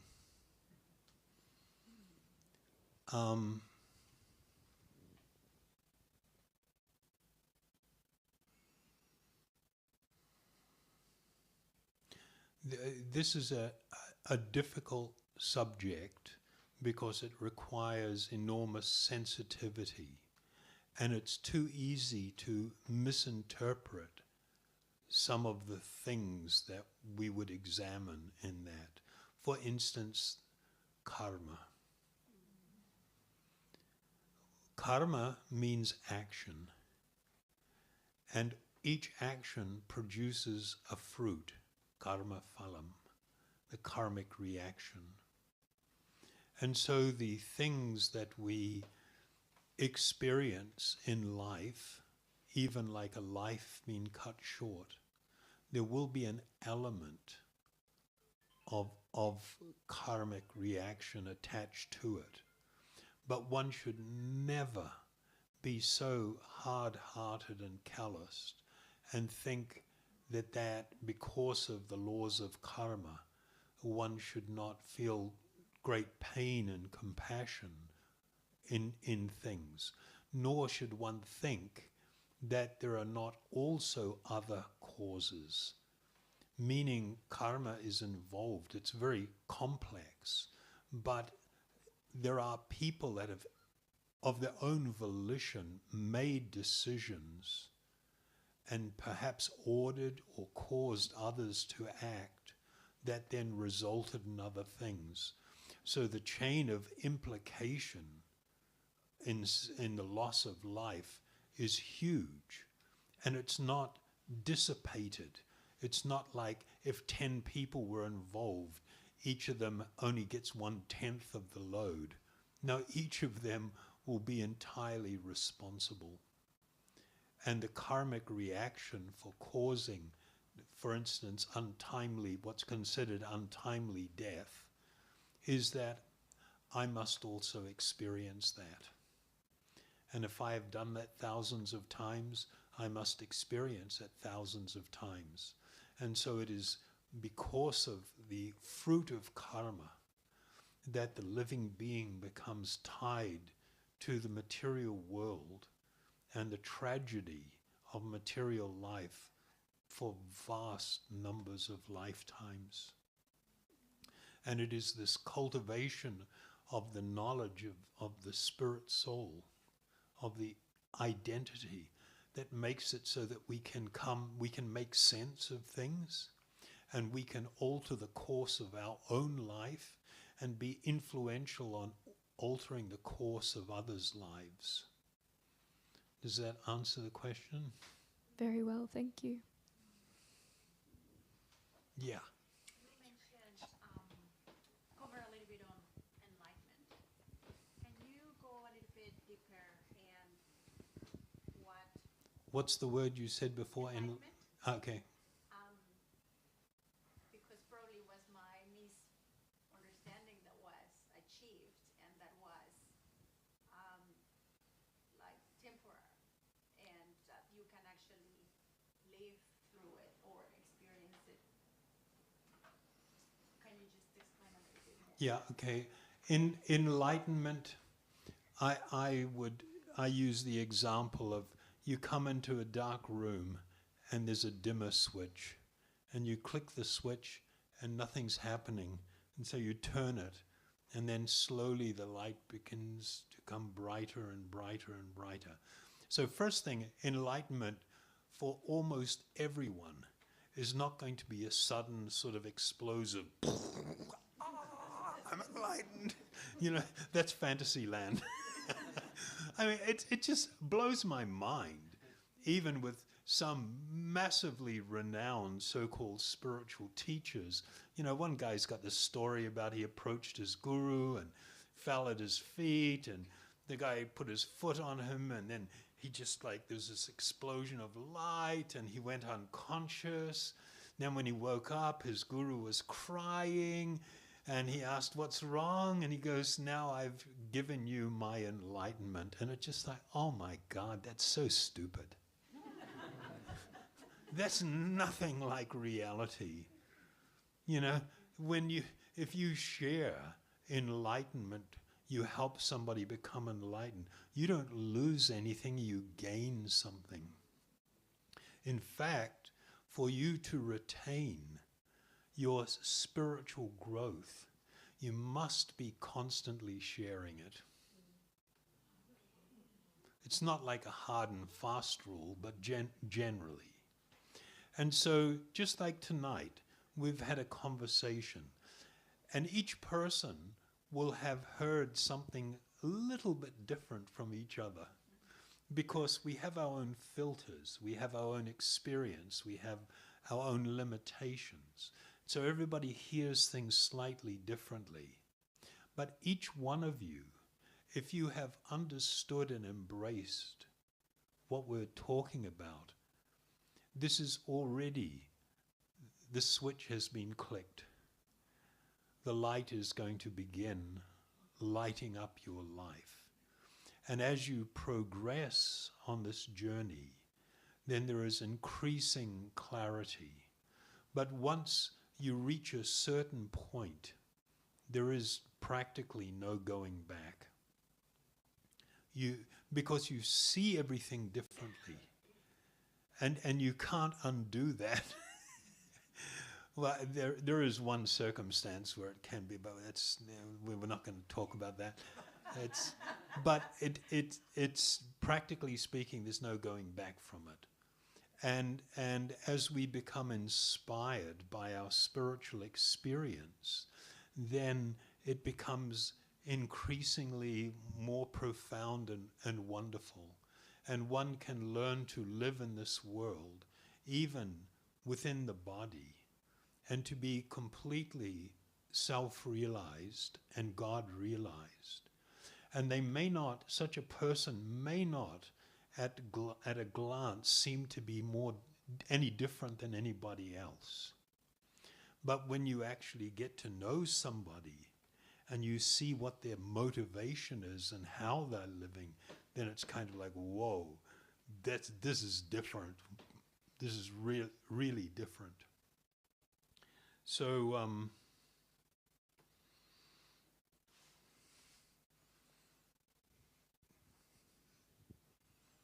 you become free from all fear. You are constantly happy, even though you may be facing incredible adversity and enormous difficulty. There will be a constant and steady happiness within.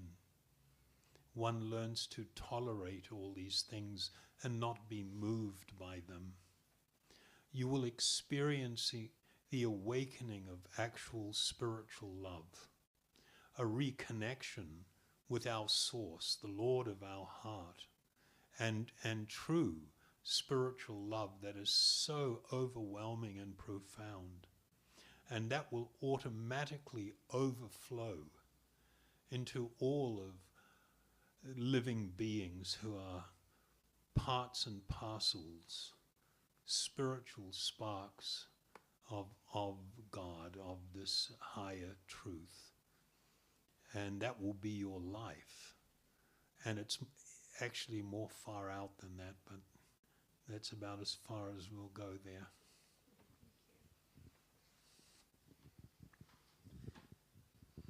So I've got a question about the eternal self. So that costs $50. No, I'm sorry. You seem so serious, and it's good to be serious. So my question is: so if we are eternal self, if we know everything and we are everything, so why do we need limited bodies to be here? Why are we here? Why are we here? Oh my God! the big question.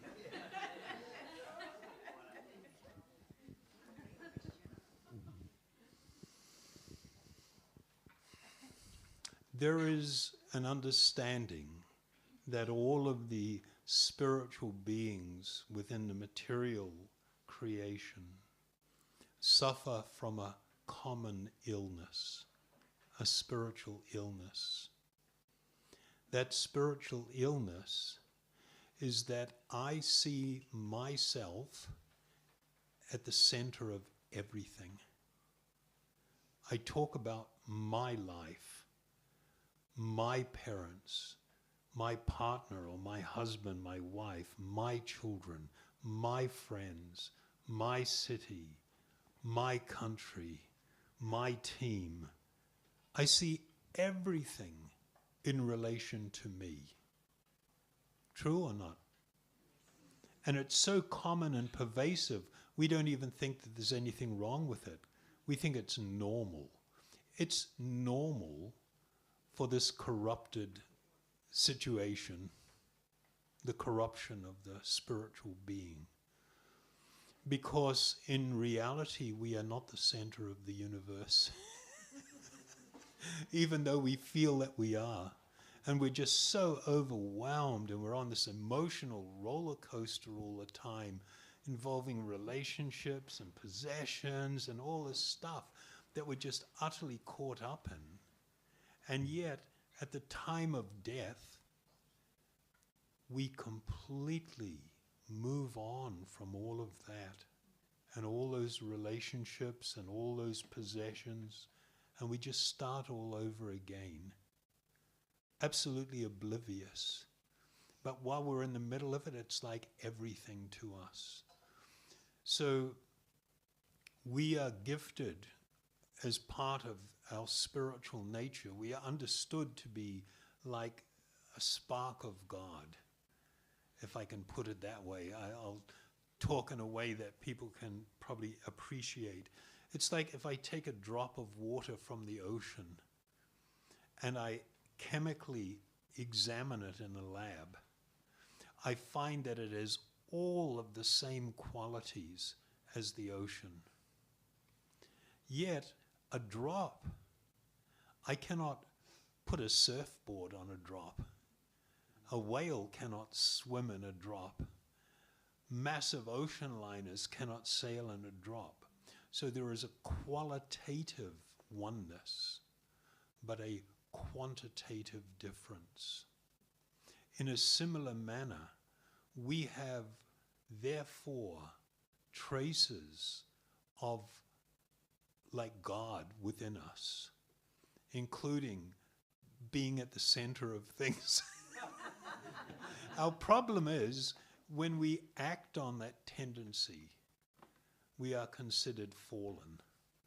We have turned away from what is our true position in relation to other living beings, God, creation, everything. We've moved away. That freedom of will is the most foundational and critical component to the experience of love and to serve. To do that in the freedom of our own volition. The problem is because we possess that, we can also misdirect it, misuse it. And if we act on this, if we adopt this consciousness of being at the center of everything, this is considered a spiritual corruption. How about that? Pretty far out or what? Very complex. Huh? Very complex. Yeah. But it's actually quite simple also. You know, it's the tendency towards self-centeredness is the problem and why we are where we are. And when that changes, we will find ourselves somewhere else.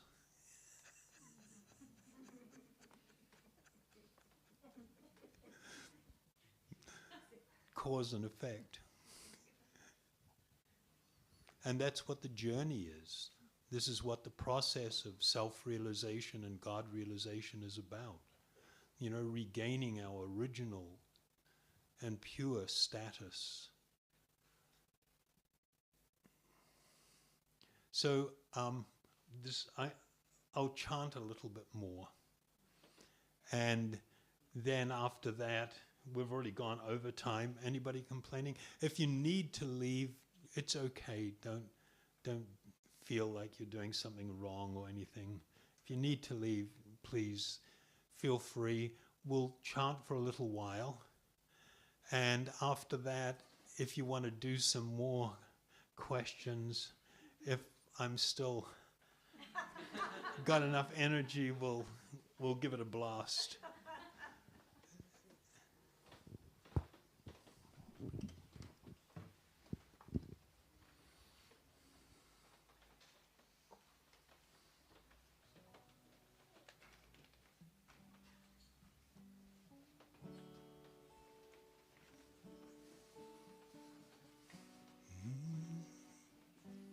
I'm going to chant the Maha Mantra, sometimes called the Hare Krishna mantra.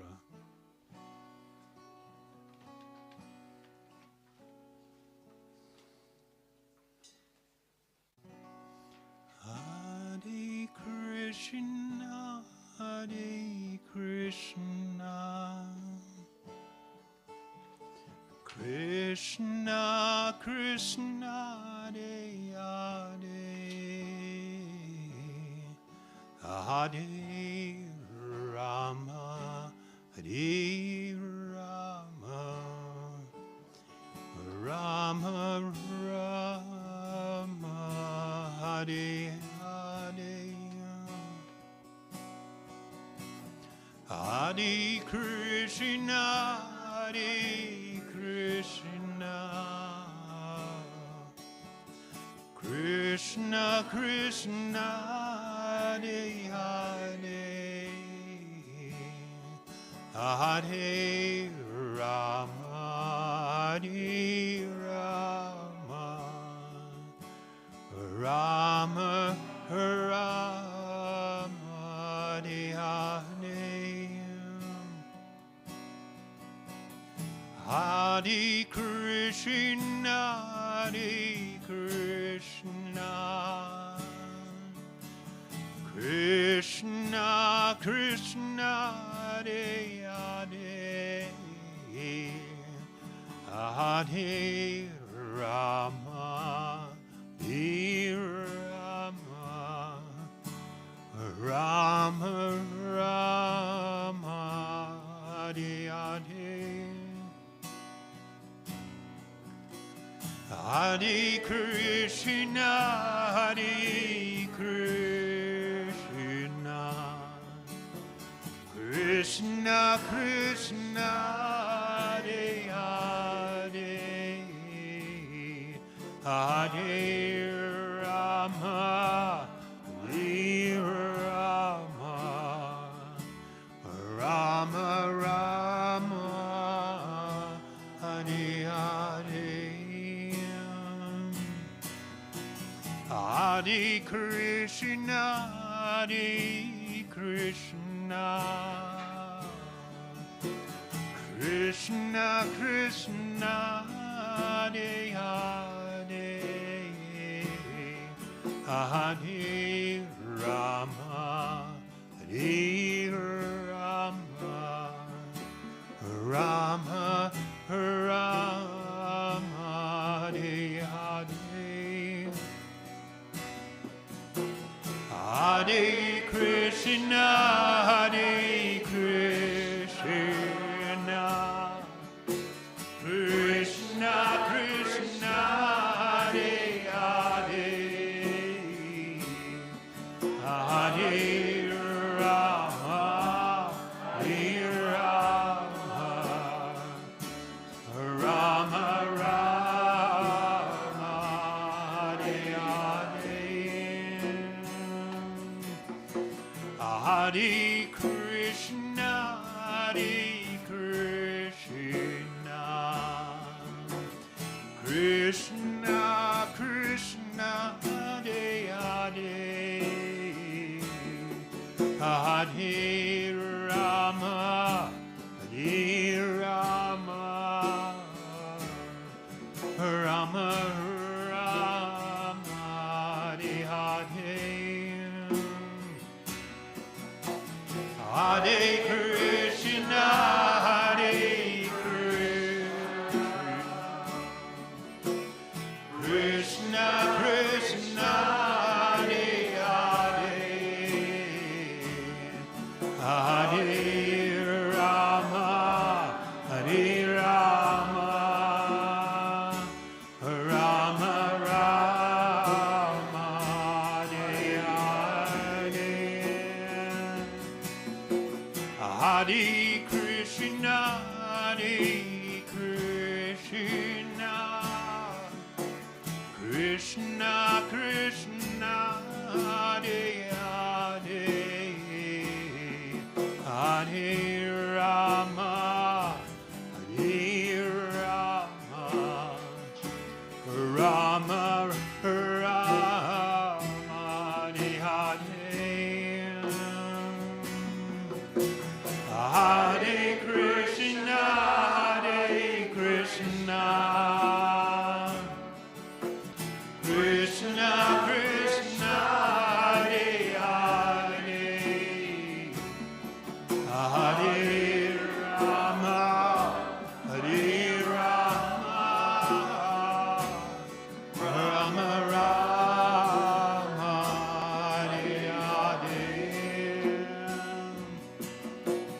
Hare Krishna, Hare Krishna, Krishna Krishna, Hare Hare,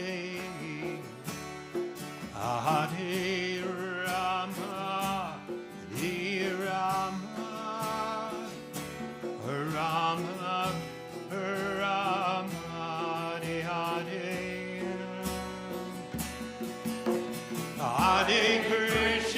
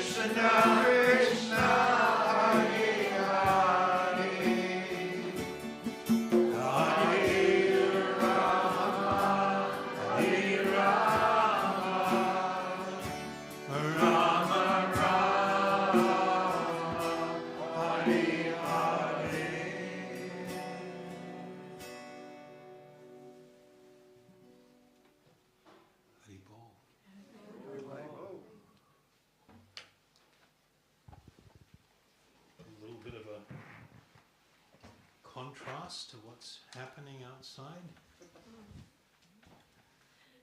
So just make a couple of plugs. I think there's some literature there, and there's programs that happen here. There's things going to be restarting in Geelong in a couple of weeks. Amir here is running also programs. Do you want to make any announcement about stuff? Yeah. Sure. Thank you so much, Acharya Das. We are very fortunate to have you. Is everyone pumped up? Yes. Could you please put our hands together for Acharya Das?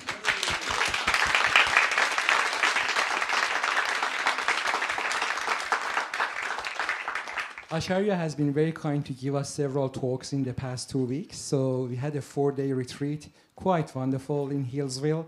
Hopefully next year we will have one more. And if you would like to be in the mailing list, please put your email address on that book over there next to the above Prana's hand. Yeah. Just a quick thing about my life. I did a meditation class and quite got excited. And I thought I'm going to do that. And I forgot about it the day after. Life just took me away. It's going to happen to a lot of you guys, I promise, right? If you don't want that to happen, please register for some of our classes. Transform Your Life with Meditation is the next one coming up. Next Sunday, 3:30 to 4:30 p.m., right in here, you will be learning 4 types of meditation and 2 mindfulness. That's free of charge. So if you would like to register, you can either go to our Facebook page, hit events, and then go to Transform Your Life with Meditation, and you need to go to Eventbrite site and register. Alternatively, there is a QR code just above where the donation box is, next to the water tank. There is a red sort of A4 paper. You can just scan donation box, hint, hint. It's a volunteer organization. And they're wonderful guys. They're amazing. That's right. We are all here volunteers. Nobody's paid employee or something. So yeah, you can scan that QR code and register right now to secure your spot. Every Sunday, we are going to be here 5 p.m. to 8 p.m. And we've got a program with lots of kirtan meditation, yoga, wisdom talk, Q&A, breath meditation, vegetarian meal. So this part is going on every week. So. And you don't have to register. You can register if you want to receive reminders, but you don't have to register. But every Sunday we are going to be here. Acharya Das is going to have his last talk this Tuesday, so in 2 days' time, in Monipan. So Monipan is about 15 minutes or something drive to west. And that talk is going to be about forgiveness, key to happiness, and having a successful life. So that's his very last event. If you can, please attend and register for it. It would be so very wonderful. Last time we had Acharya here was 7 years ago. So hopefully we will have him sooner, but please utilize the opportunity. So Tuesday, 6:30 p.m. to 8:30 p.m. That event, the hall, they told me, has 100 seats, and 86 has registered. So there's quite limited spots available. If you would like to register, there is a poster just above your the shoebox over here. So please scan the QR code and register if you would like to before it fills up. If you can make it, you can cancel it later, but if you want to come, please register to secure your spot. Am I missing anything? Friday, Wisdom Night. So, yeah. Once a month, we've got a Wisdom Night in here. Next one would be in 2 weeks' time, 7 p.m. to 8 p.m. So there will be a talk. Next one up is about finding perfect love. There will be kirtan meditation. There would be cake and refreshments. There will be a wonderful mindfulness we are planning for this coming month. So if you would like to register, again, go to our Facebook or Eventbrite. That QR code I just mentioned gets you to our Eventbrite where everything is. All right, I think we covered everything. Jill, would you like to say anything else? Yeah, sorry, I only had 5 minutes. I'm not sure how long I used. All right, thank you so much, everybody. So, thank you all for coming. Anybody that wants to ask any more questions, that you can move up the front. We'll huddle a little bit. I have about 4 or 5 seats right here. Yeah. Or even at the front. Or you might just want to hang and listen to things, then you're very welcome. Otherwise, thank you so much for coming along and for the opportunity to share some of these wonderful things with you all. I really appreciate it. Very indebted to you. Thank you.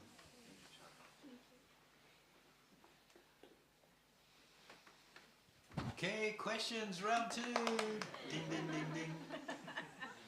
Yes. I would like to continue the conversation on, I mean, you touched upon something that sounded like ego, and I would like to continue the conversation on ego and how can we tame our ego.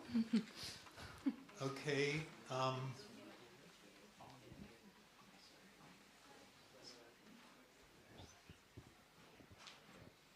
little bit of a challenge here in that the word ego, as it was coined by,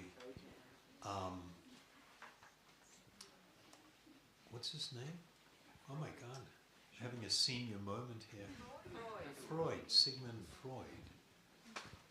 He did not actually use the word how it was originally used. He used it in the framework of modern psychology, which is what he was developing. But I do understand what you're asking. In the Vedic system, there was considered to be, and again I'll use these words just for convenience, a true ego and a false ego. The true ego is actually the spirit self, the spiritual being. The false ego is the false concept of self and those things that are not really part of the spirit soul. For instance, in your pure spiritual state, you don't seek to be number one, to be the center of attention, to be desirous of praise and honor from others, to exploit all of those types of things. Those things are characteristics of what we call the false ego. In Sanskrit, this is called the ahankara. And so you do have a true spiritual identity in nature, but when you're covered by material consciousness, you manifest a perversion of that, which is the false concept of self and all of the behaviors and the mentalities and everything that go with it. And so the spiritual process is actually about, yeah, there will be some attempt to curb those bad tendencies, but the focus needs to be on really uncovering my true spiritual identity and acting in a way that is consistent with that, uncovering that. Is that clear? But you eternally exist as an individual. There is no time when you are not an individual. You are eternally an individual. And so when the false ego, the concept of individuality, is not a product of the false ego, but when I falsely identify with the body and mind and I seek to exploit and dominate others, that is considered a massive corruption and leads to our own unhappiness, and we cause others great unhappiness. Is that okay? Is that cool or what? That's cool. Yeah. That's digesting.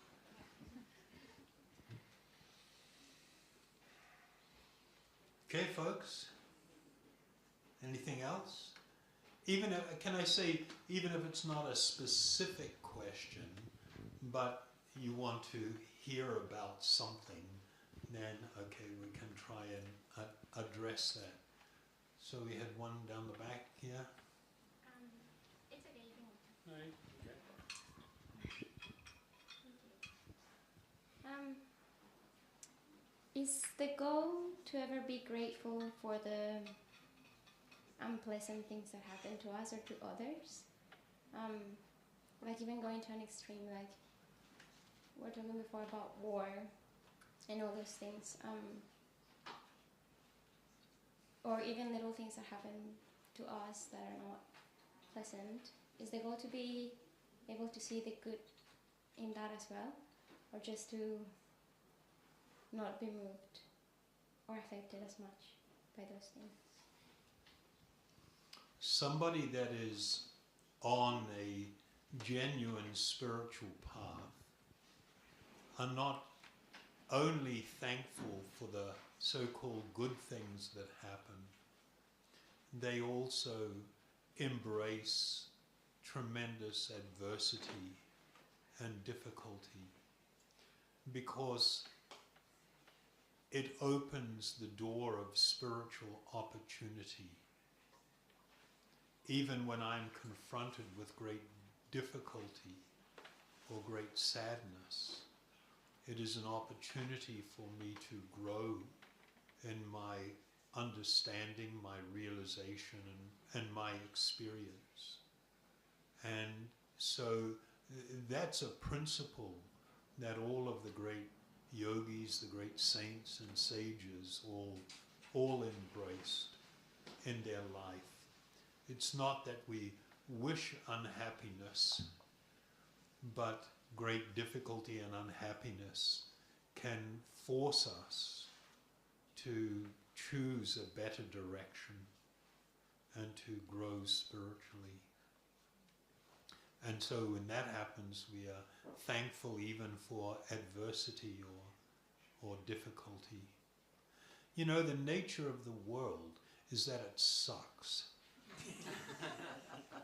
You got to get off the trip that it's some beautiful place and we can all be perfectly happy here, and you know there's going to be unicorns and rainbows, and you know, my God, if you go down that route, you're going to have serious, what they call mental health issues, because the reality of what you get confronted with is not that.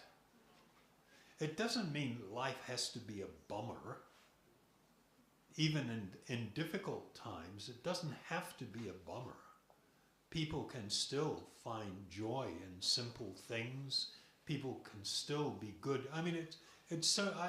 I've lived most of my life in Asia. Okay, I went to India when I was 20 and lived there for a few years, and then I was based in the Philippines for about 35 years and travel mostly in Asia and in these cultures. And it's like, oh my God, you've got all these people that have nothing. They're sleeping on a piece of cardboard on the sidewalk. They're taking their shower out of a bucket, finding somewhere to hide to be able to urinate or defecate. They're just like scraping things together to cook. And you walk past them and everybody has a smile. Everybody has a smile. You go to, you know, it used to blow my mind. You go to a construction site, you know, and you've got these laborers that are earning almost nothing. They're barely able to live. And they're having a lunch break and they've got just a plastic bag, you know, wrapped in newspaper, and they open it and tear it open, and there's rice and some dried fish. Okay, that's lunch. And you walk in on them, there's 4 or 5 guys sitting around eating. The very first thing they say to you, very gleefully, "Kaya tayo, let's eat." And they want you to sit down and share the food that's not even enough for them. They want you to, and they're happy if you accepted something like that. And it's kind of like, you know, I tell you, people in the West are so spoiled, and everybody's moaning and complaining about how hard things are.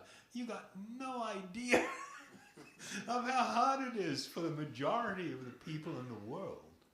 And yet in that state, people aren't miserable, and they're not depressed. They get on with stuff. They just accept things are the way they are. And I have duty and I have responsibility, and I should be generous and I should share my life. I should help others. And it's kind of like, oh my God, that's not spirituality.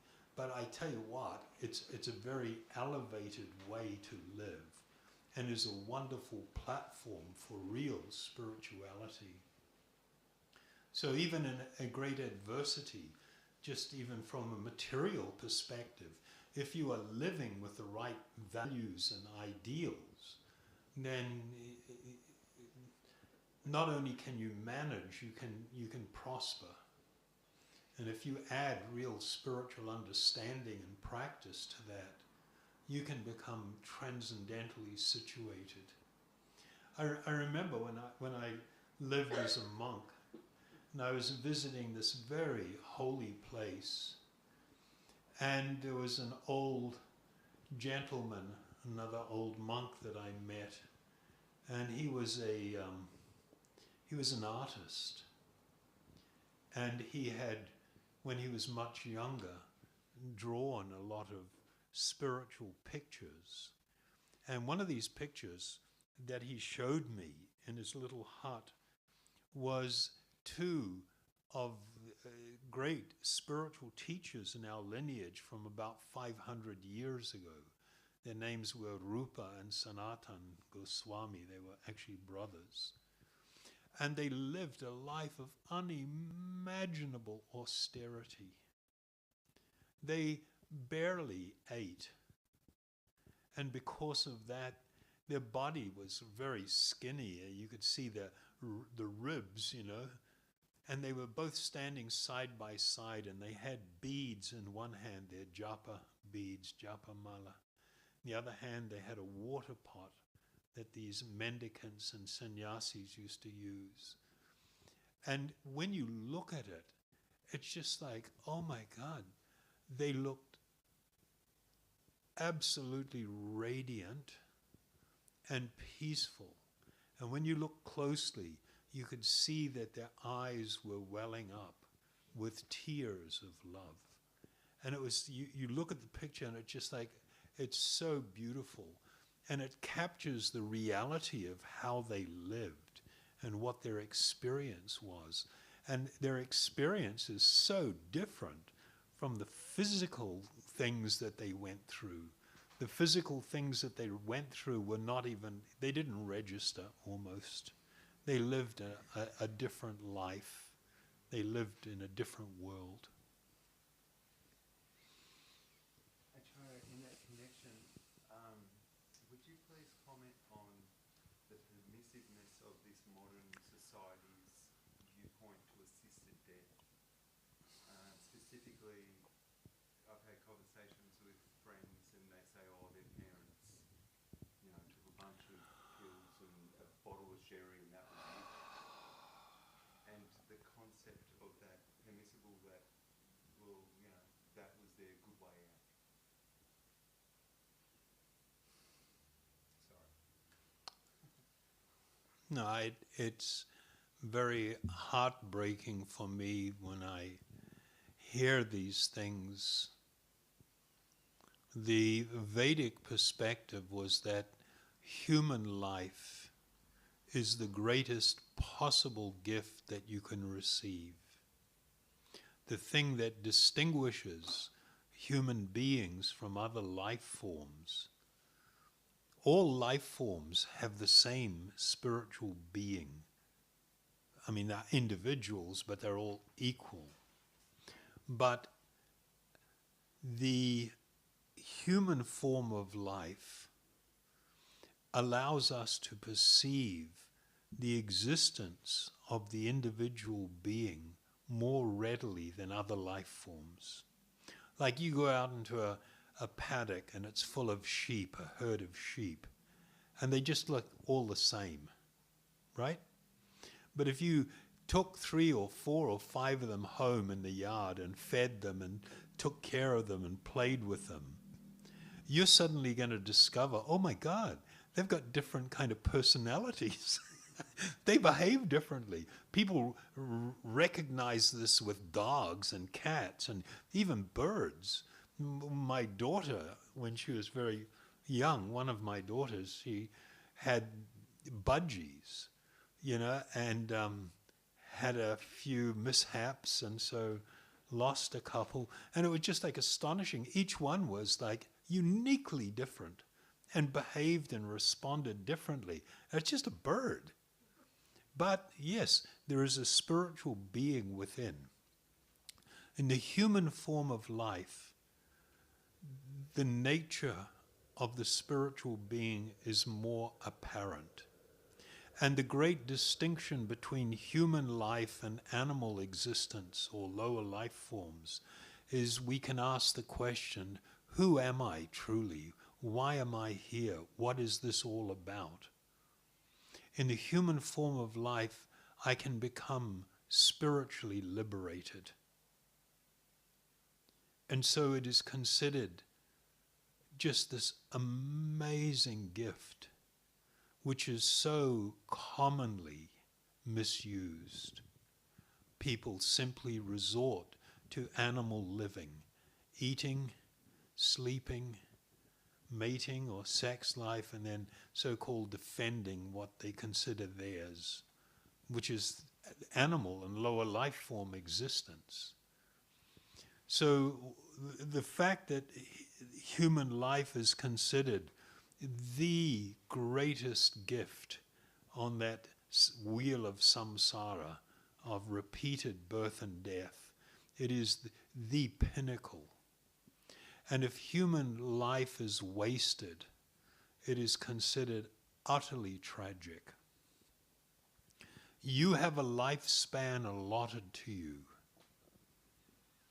If you attempt to cut it short, there is a karmic result. If you think things were bad prior to assisted suicide, I assure you it gets worse. You don't escape your mind. You don't escape suffering and difficulty by this choice. That's simply a fantasy. That's a wishful hope and dream.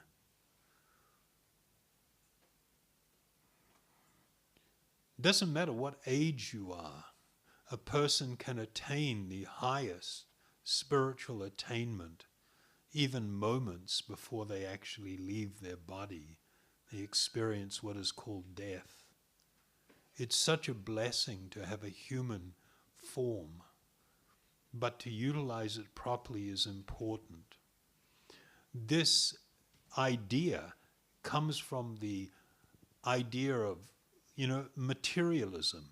The foundation of materialism is the idea that I am material, meaning I think this body is me. This body is material energy. It's made of material elements. If I think that's who I am, this is considered tragic. And it is the foundation for all unhappiness and all suffering. You don't get to just easily,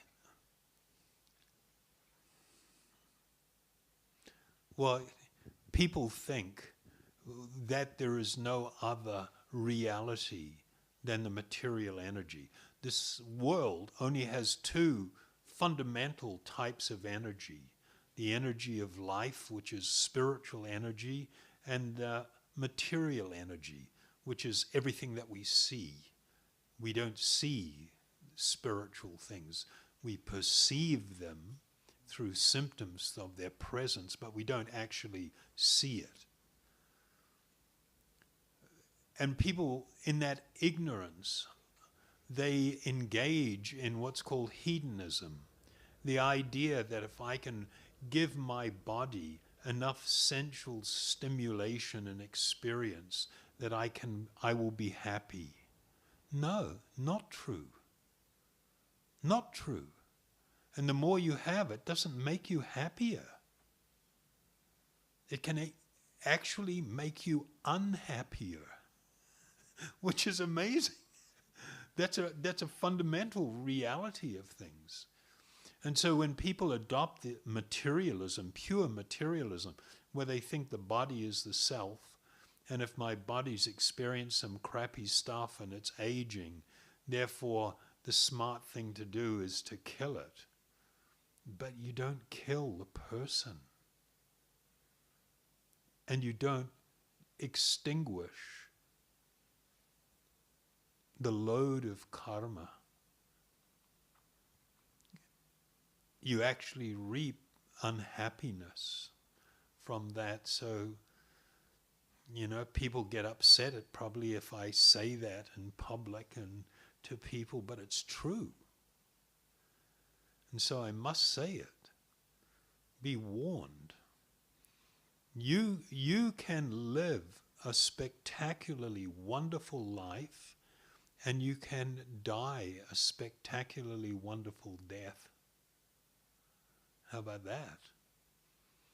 I have vast amounts of evidence of that reality, having the fortune of being able to assist people in that last stage of their life in their current body. And it's just so amazing to see advanced spiritualists leave their body, even almost at will. But their objective is not to be in the body or to be out of the body. Their objective is to be pleasing to God. And if the body no longer provides the opportunity, then they willingly discard it. It's astonishing, but it's nothing like the act of suicide, which is ignorance. That's what I got to say on that. Yeah. I just sort of add to that. People are dying, a great deal of pain, and they're given morphine. Similar, maybe not the same, but I watched my father given morphine, and it zonked him out. Yeah. He might have felt seeing his eyes, he wasn't doing too good, but yeah, the hospital sort of offers Yeah. that regularly. So is that along the same? They have, I mean, in a hospice, they're often more attuned, particularly the ones that are run by different religious organizations, where they will administer just enough to make it so you can manage pain, but not completely lose the plot. There is an understanding, and it's taught in Bhagavad Gita and other places. Your consciousness at the time that you leave your body will determine what will happen to you beyond that. Another thing that's actually really amazing, and I've witnessed it myself on a number of occasions, where people have died in what seems to be just horrific circumstances, you know, whether forms of cancer or complete kidney failure, for instance, you know, and they're very impoverished and can't get treatment and everything. And I have actually seen that when it comes to that time that someone will leave the body, it's like in vast majority of circumstances, the pain just fades into the background.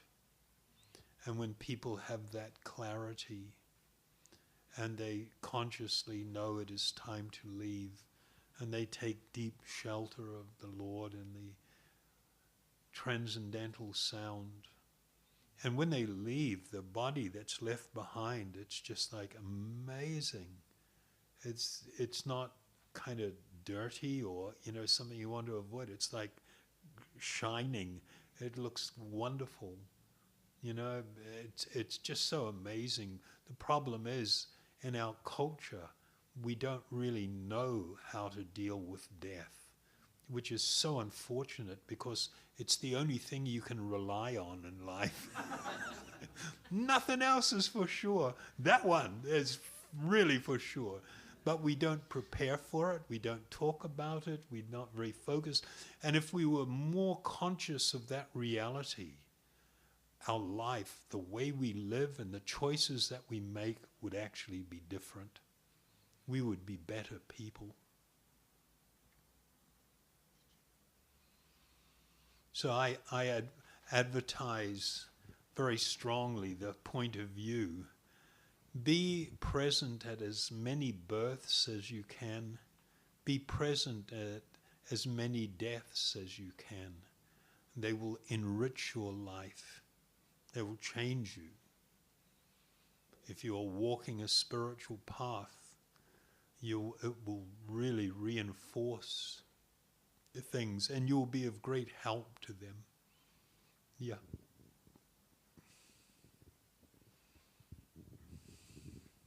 You said that enlightenment was the realization that we're not this body, we're not these thoughts, not this mind.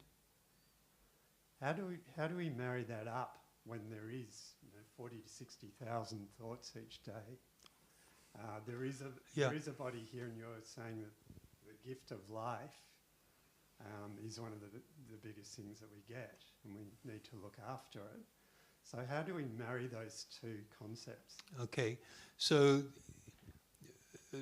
approaching or beginning the journey of enlightenment, like I say, it's not a sudden thing where there's a lightning bolt and everything's changed. It's going to be a process of gradual transformation and realization. So in Bhagavad Gita, the big message about dealing with the mind and dealing with desires that arise from the body and the mind, that one must come to tolerate them. To tolerate doesn't mean that they've gone away, but it means that they are not driving our life. We are aware of their presence, but that's not driving what I do. And I just don't give very much importance to those things. and over time it will fade into the background and not be disturbing. So it's going to be a gradual process. That's how it's married up. So you're saying once you're enlightened, then you'll be guided to what you do with this life? What you do? Well, we still have to function in this world. Yeah, of course. I mean, there is a body, there is a life purpose. My experience is that when you raise your consciousness and your awareness, well, then there is something that's guiding me to do what I'm doing, like changing career, changing my diet, changing my relationships with others. But there's still, there's still chatter there, isn't there? Yeah, it's going to be, for the majority of us, a gradual process. One of the big problems is we don't see the incremental changes that are taking place practically every day. If you have adopted a personal practice of meditation, you are engaged in cultivating spiritual wisdom and all this stuff, then you will, changes is happening. But you may just not recognize it because you're on the inside and you're seeing little bits. There was this lady in there's one city I visit every couple of weeks in New Zealand to help some young couple with a program there. And she was telling me that, she used to be so depressed and she had drinking problems, she had all kinds of stuff. And she discovered this and started doing things, and she was thinking that there's not that much change, but she's going to keep doing it anyway. And she had moved just before she started the process. She had moved from the one address to another part of the city, and she was still in touch with the neighbors, and they were going to have a street party, and they invited her to come on over. So she came over for the street party, and the guy that she was sitting next to at the, they're out on the street at the table drinking and just whatever, and she he goes, "What's happened to you? My God, you look completely different. Is there a new man in your life?" Is what he asked. So from him, because he hadn't seen her for 8 or 10 months, he could see that there was like a physical transformation and just her headspace and how she was communicating and everything. And for him, he was just like mind-blowing. Then she says, "Actually, my son also says that, I have no idea what you're doing, Mum, but keep at it, because it's, it's a much better you." But she was thinking maybe there's not so much change going on. And that's because we're the ones experiencing it, and we don't see the change from day to day. And so it always seems like just a little bit. But if you look back at where you started and how things were, you can see there's a massive change, and others are often more aware of it. So I have limitless faith in the power of this process, because I have, not only from my personal experience and those that are close to me, but so many other people that I've met and stuff, and who are taken to this journey. And it's mind-blowing how wonderful the change is. But we may not be feeling so much change from day to day. It's okay, just keep plugging away. It'll be fine. Promise. Can you talk about gateways between the body and transcending this body? So suffering, how suffering can be advantageous when you're letting down your ego and you're in a place where you can find answers that previously weren't there. Secondly, the heart. When people come from their head into their heart, there seems to be a transition. I'm a counsellor and see people that are really in their head suffering, and when you bring them into that heart consciousness, there's almost a instantaneous transition. And the last one is silence. Just being in silence and how that can transform. Well, is there anything to add? I don't think so.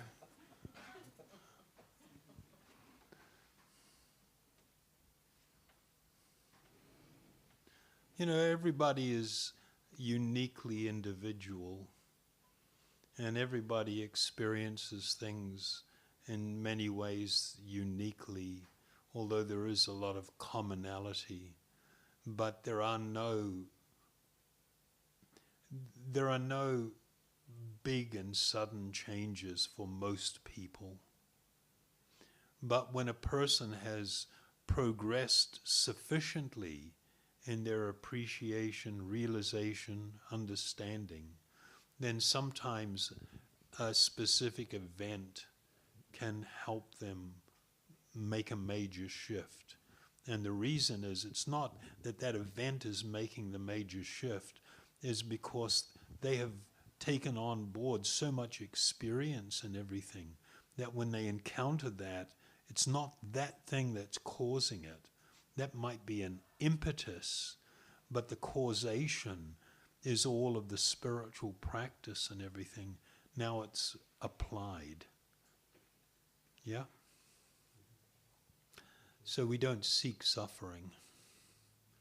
It comes of its own accord.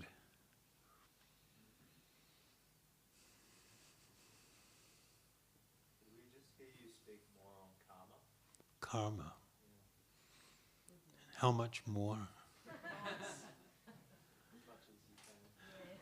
Karma is always, karma meaning action, material action, is always undesirable. And what determines whether we're acting karmically or spiritually is intent. And I'm not talking about pretending to do something for a spiritual, with a spiritual motive, just so you can take advantage of someone or a situation. You can't get around things by pretending. Your actual state of consciousness rules, why you're actually doing things. So all forms of karma were considered undesirable. There's actually a nice verse. When did I use that? Just give me a second.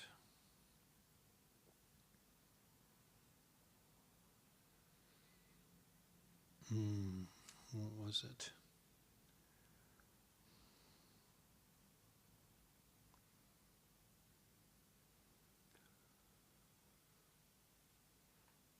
It's a verse from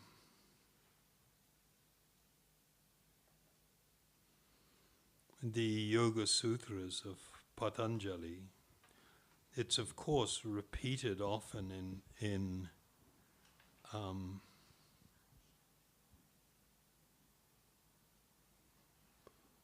where was it that I used it?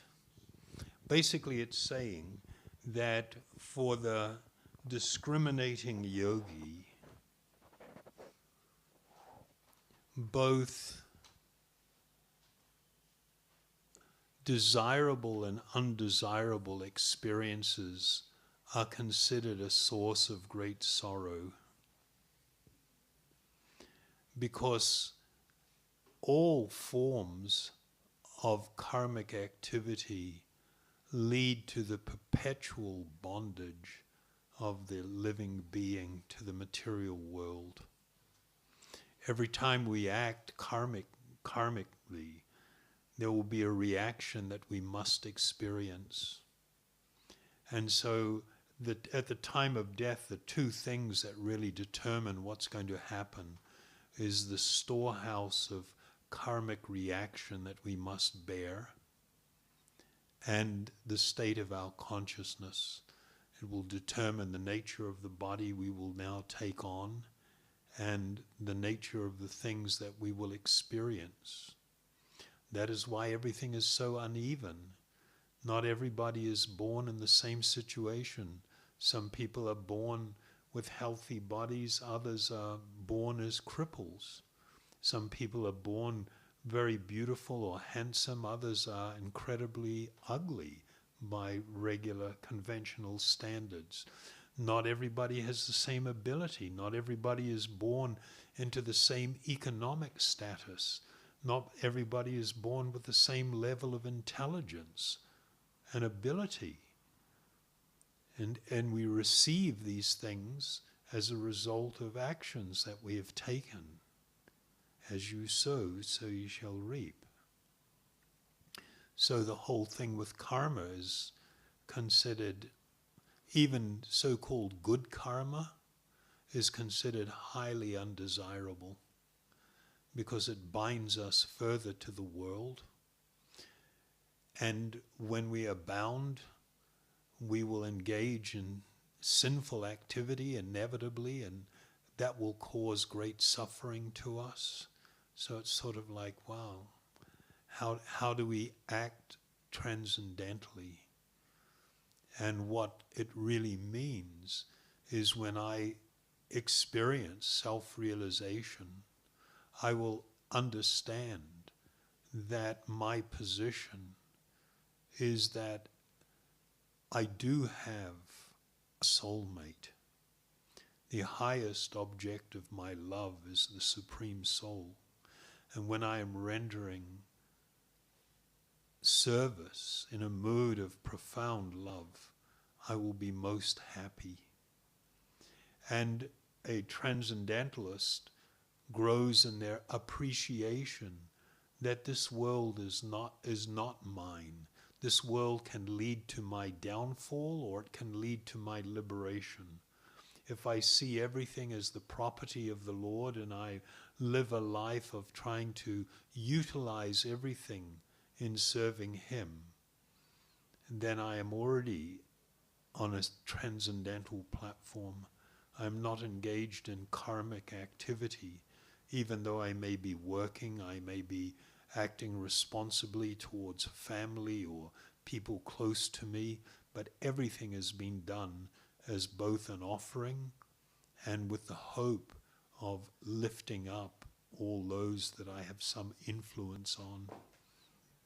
And so one acts, but in their action is considered, it's called inaction, because it's not karma. It is all transcendental loving service. Cool or what? So in the service of God? Yeah. Which automatically means in the service of all His children as well. So if we're living in the service of God, that is like removing our karma. Yeah. Both in terms of not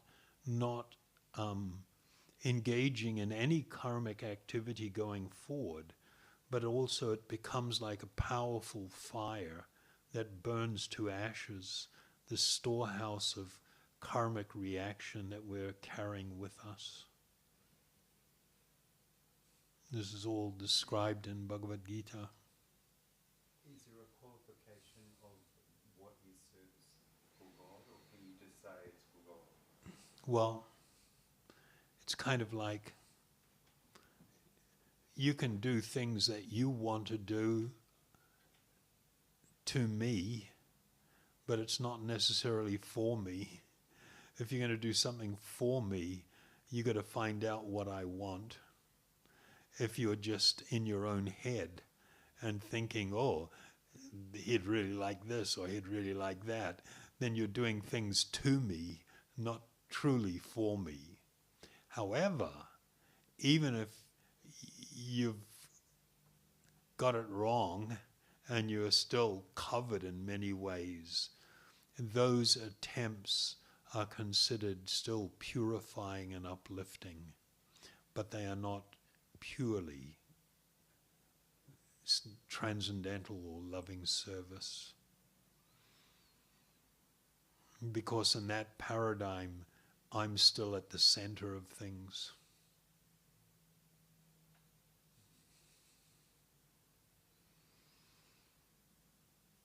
Da-da-da-da. Da-na-na-na.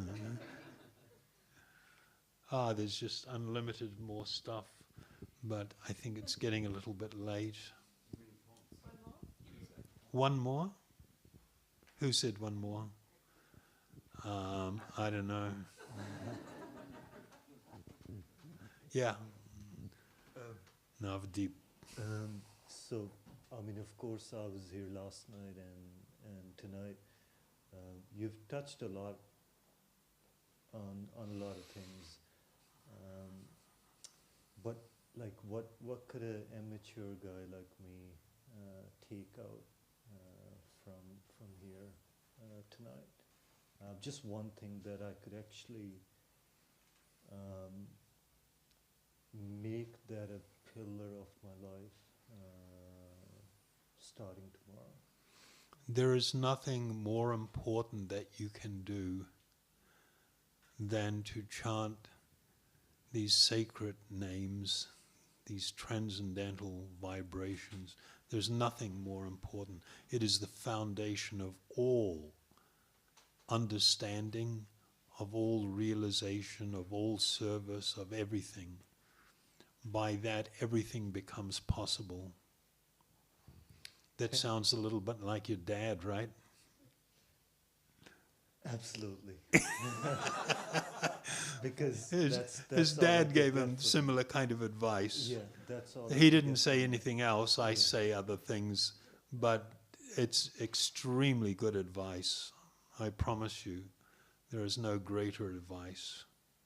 Thank you. Okay. Can I go home now? Yeah. Huh? Just touch a little bit on Maya or Maya. A Maya. Yeah. Ooh. So there are what most people think in their arrogance, like I'm in control of my life, I'm making my own decisions, and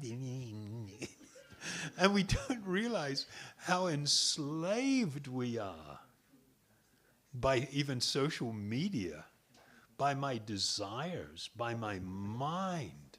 I'm enslaved.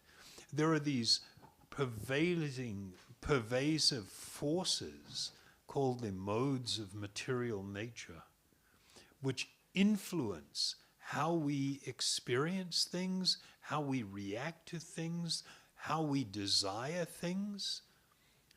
You know, there's all the stuff that we haven't talked about that's just like, it's mind-boggling how tied up everybody is, and they're just lost in the universe. Then on top of it, there is this pervasive illusion. The word Maya means illusion. And there are so many ways that this pervasive illusion affects us. The primary way is that we are utterly convinced that the body is us. We are utterly convinced, just in everyday life. Even when we hear these conversations and we accept, oh yeah, I think I get it, I'm a spiritual being, yeah. And then 10 minutes later when you go downstairs, you've lost the plot again. And then maybe tomorrow it's, oh yeah, I agree with that. And then somebody calls you up and shouts at you or something, and then you're lost. Completely caught up in the body as being the self, and relating to everyone else as being the body as being them. And it's just like the depth to which we are in illusion is utterly frightening. And this illusory energy creates the idea in us that this world is my home, that I will live in this body forever, that I can find perfect love here, that I can find actual happiness here. I can find shelter here. No, bullshit. That ain't true. That's the nature of this illusion. And so the process of becoming free from it is cultivating this yogic wisdom and engaging in the meditative process of chanting that will clear everything and protect you and grant you clarity. Cool? Very. Thank you. Yeah. Can you give some melody to go home with? Some melody to go home with. No chant. Mellow chant. I told him the other night, this is kind of like getting like elder abuse, man. Get the old guy going again.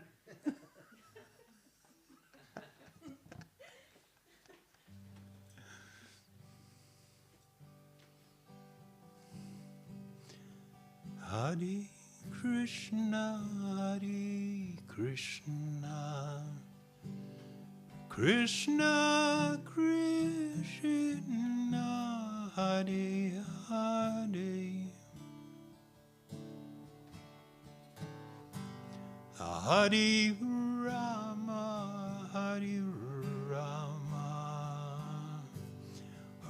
Rama Rama, Hare Hare, Hare Krishna, Hare Krishna,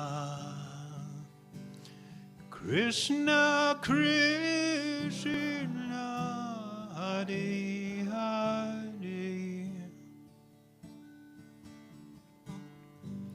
Hare Rama, Hare Rama, Rama Rama, Hare Hare,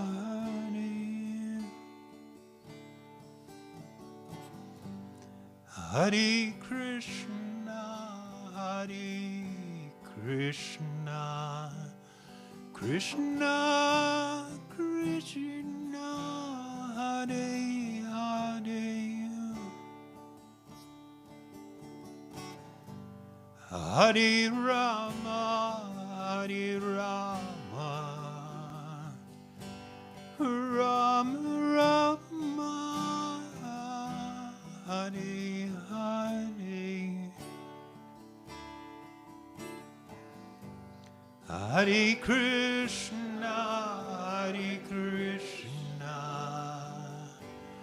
Krishna Krishna, Hare Hare, Hare Rama, Hare Rama, Rama Rama, Hare Hare,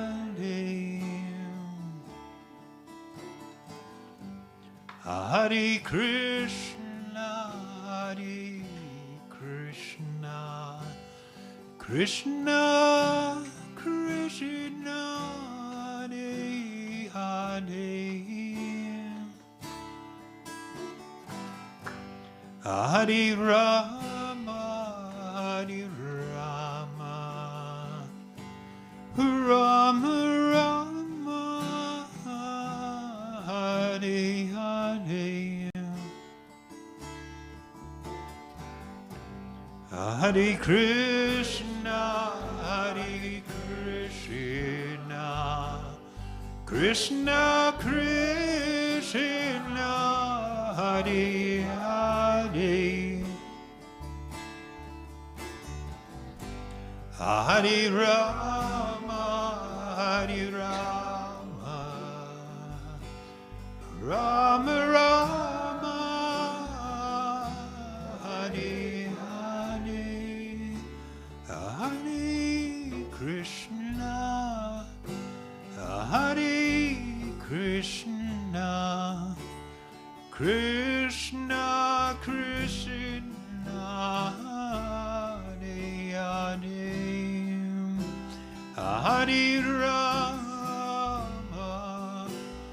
Hare Rama, Rama Rama, Hare Hare, Hare Krishna, Hare Krishna, Krishna Krishna,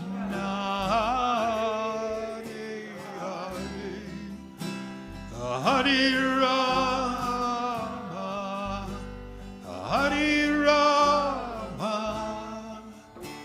Rama Rama, Hare Hare, Hare Krishna, Hare Krishna, Krishna Krishna,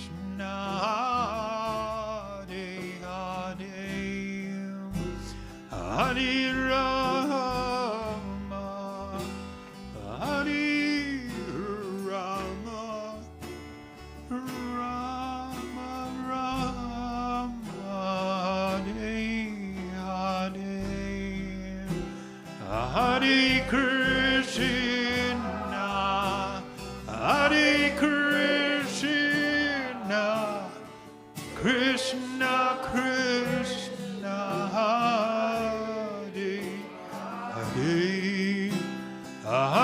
Rama, Hare Rama, Rama Rama, Hare Hare, Hare Krishna, Hare Krishna, Krishna Krishna,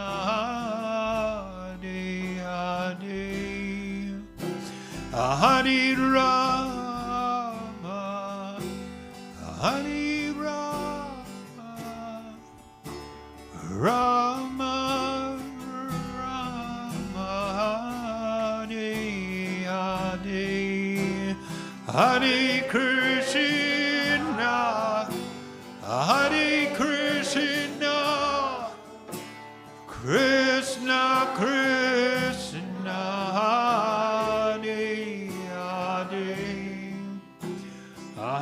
Rama, Hare Rama,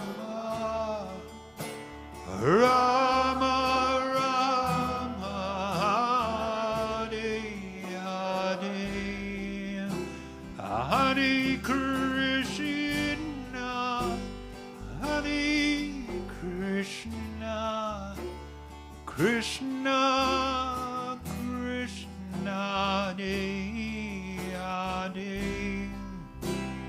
Hare Rama, Hare Rama, Rama Rama, Hare Hare, Hare Krishna, Hare Krishna, Krishna Krishna,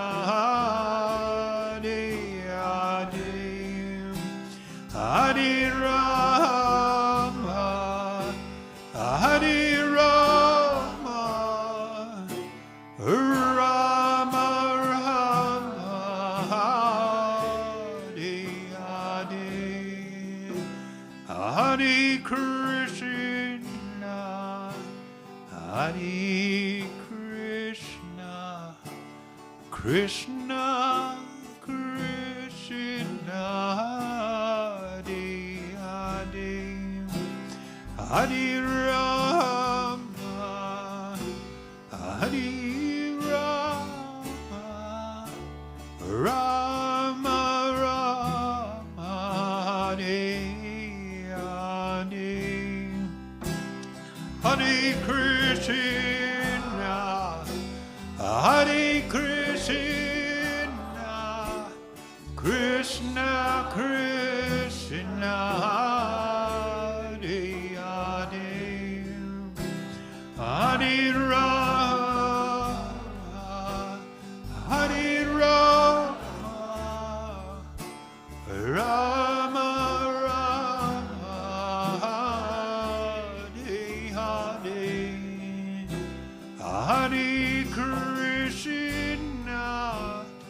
Hare Krishna, Krishna Krishna, Hare Hare, Hare Rama, Hare Rama, Rama Rama, Hare Hare, Hare Krishna, Hare Krishna, Krishna Krishna, Hare Hare, Hare Rama, Hare Rama, Rama Rama, Hare Hare, Hare Krishna, Hare Krishna, Krishna Krishna, Hare Hare, Hare Rama,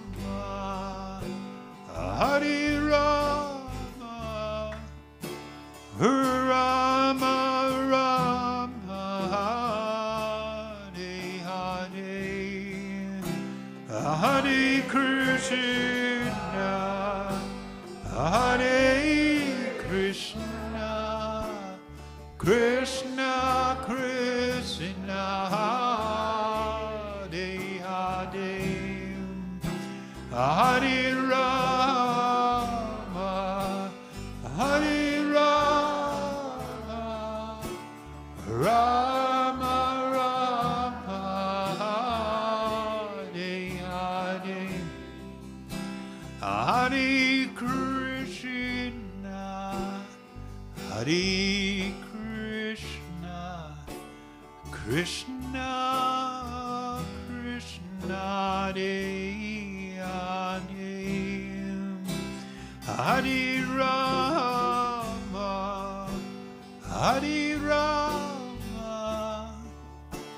Rama Rama, Hare Hare, Hare Krishna, Hare Krishna, Krishna Krishna, Hare Hare, Hare Rama, Hare Rama, Rama Rama, Hare Hare.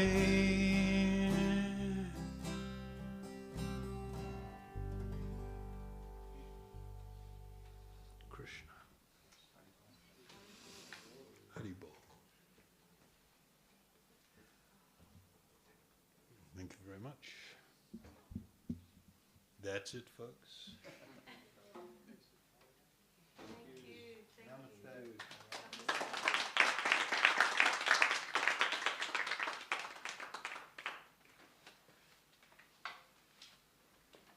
Thank you so much. Did you get your money's worth?